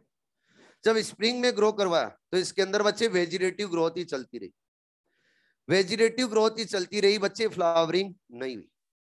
अगर फ्लावरिंग नहीं हुई तो हार्वेस्टिंग किसकी करेंगे, हार्वेस्ट करने के लिए कुछ भी नहीं था।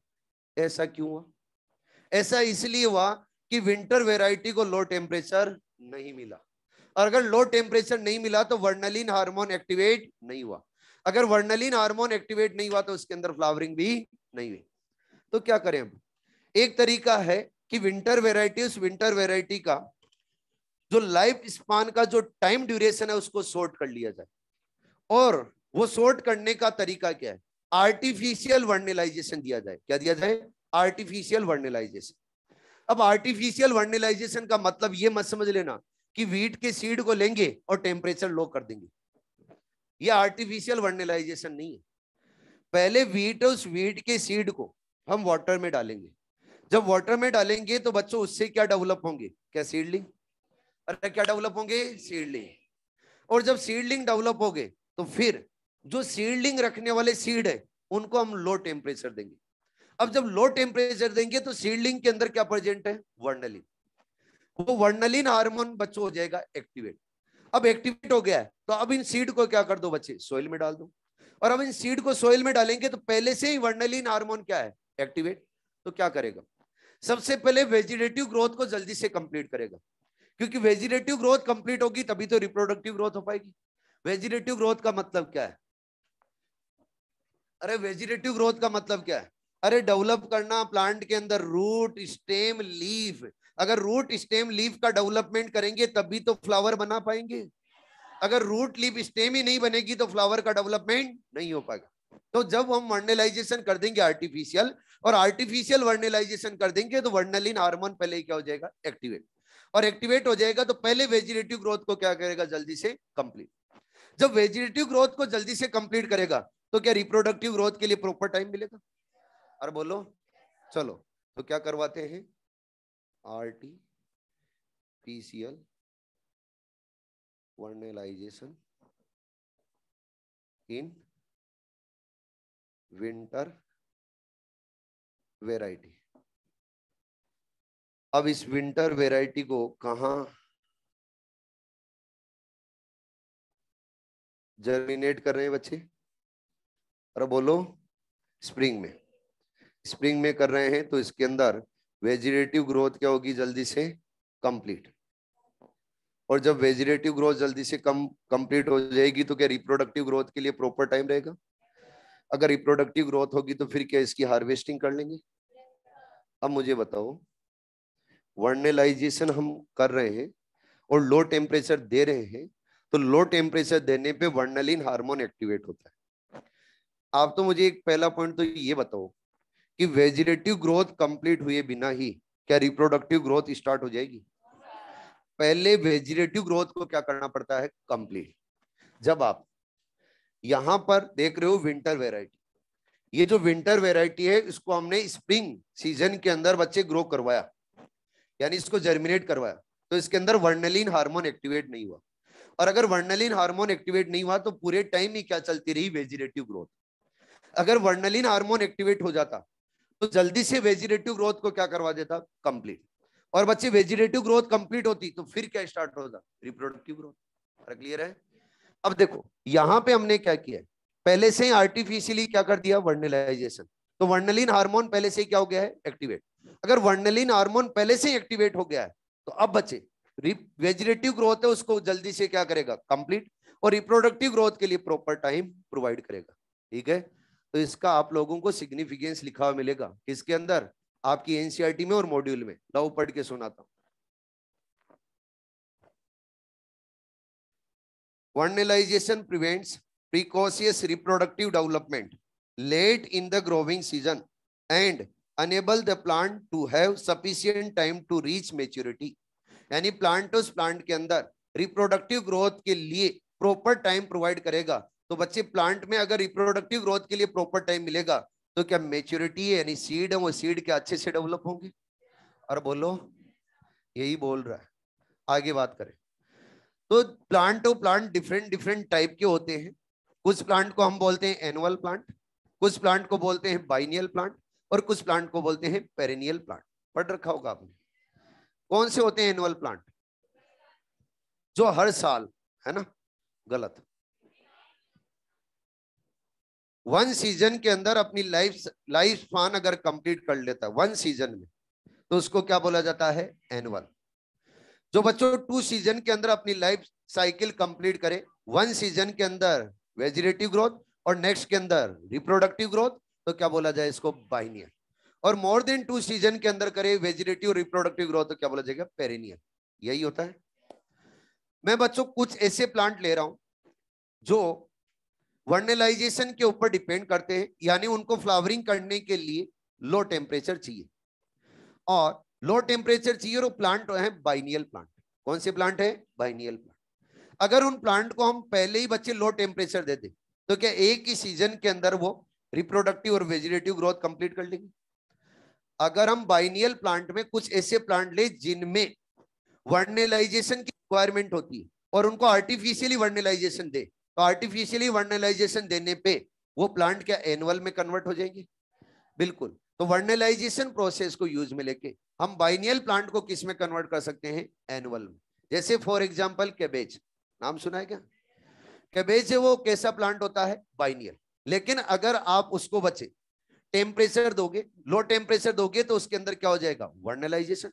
और अगर वर्नलाइजेशन हो जाएगा तो वन ही सीजन के अंदर रिप्रोडक्टिव और वेजिटेटिव ग्रोथ को क्या कर लेगा? कंप्लीट। अगर बच्चे वन ही सीजन के अंदर रिप्रोडक्टिव एंड वेजिटेटिव ग्रोथ को कंप्लीट कर लिया, तो बताओ इसको एनुअल बोलोगे या बाइनियल? एनुअल। तो बाइनियल प्लांट को हम वर्नलाइजेशन प्रोसेस से किसके अंदर कन्वर्ट कर सकते हैं? एनुअल में। Thank you. स्प्रिंग सीजन के लिए बच्चे वर्नलाइजेशन की रिक्वायरमेंट नहीं होती है। स्प्रिंग सीजन में स्प्रिंग वेराइटी के लिए वर्नलाइजेशन की रिक्वायरमेंट नहीं है। तभी तो स्प्रिंग सीजन के अंदर उसको ग्रो करवाने पे ही उसके अंदर फ्लावरिंग होगी, फिर उसकी क्या कर ली? हार्वेस्टिंग। अगर उसको वर्नलाइजेशन की रिक्वायरमेंट होती तो फिर टेम्परेचर लो देना पड़ता। Module number 4।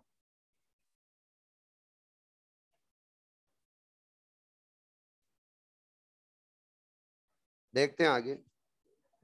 ठीक है बच्चों, मिलते हैं नेक्स्ट क्लास में। Thank you.